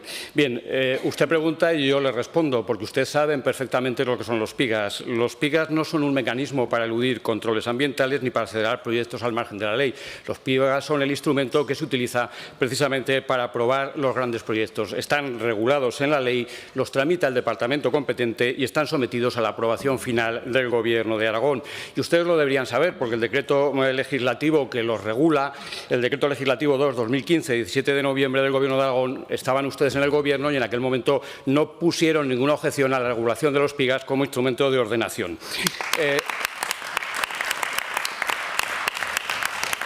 En segundo lugar, para su tranquilidad, señor Pueyo, que además lo sabe muy bien y luego se lo diré, La tramitación y aprobación de todo PIGA está sujeta a todas las garantías de evaluación y control ambiental que prevé nuestro ordenamiento jurídico, y repase los artículos 40 y 41 del texto refundido de la Ley de Ordenación del Territorio. Evaluación ambiental estratégica, evaluación ambiental, autorización ambiental integrada y, además, todo eso sujeto a la Ley de Protección y de Prevención y Control Ambiental de Aragón, la Ley aragonesa 1114, que es la que se tramita. Por lo tanto, cuando llega el PIGA a la aprobación del Gobierno de Aragón, se han valorado todos los intereses en juego y las asociaciones conservacionistas y ecologistas han dispuesto de todas las garantías legales para participar, alegar, ser oídas, expresar sus demandas en su tramitación y en la formulación de las declaraciones ambientales. Tienen derecho a información, a sucesivos trámites de información pública y a interponer recursos contenciosos si no les gusta la decisión del Gobierno de Aragón. Y una última reflexión, señor Pueyo. Hagan memoria, como le ha dicho antes el consejero de Hacienda. Ustedes formaron parte de las 2 legislaturas del Gobierno del señor Lambán y ustedes promovieron como Departamento de Vertebración un PIGA que era el de Bonaria en Épila y conjuntamente con otros departamentos participaron en numerosos PIGAs tramitados por el entonces Gobierno de Aragón. Y también es muy llamativa su preocupación por los consumos energéticos, señor Pueyo, porque desde el año 2019, y ustedes estaban también en el Gobierno de Aragón entonces renunció a una planificación energética ordenada y racional.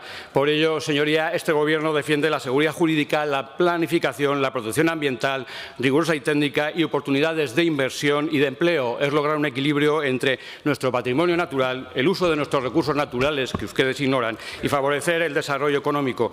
Y eso, señoría, es absolutamente compatible con el rigor, la racionalidad, la responsabilidad y, sobre todo, el sentido común que no tienen. Muchas gracias.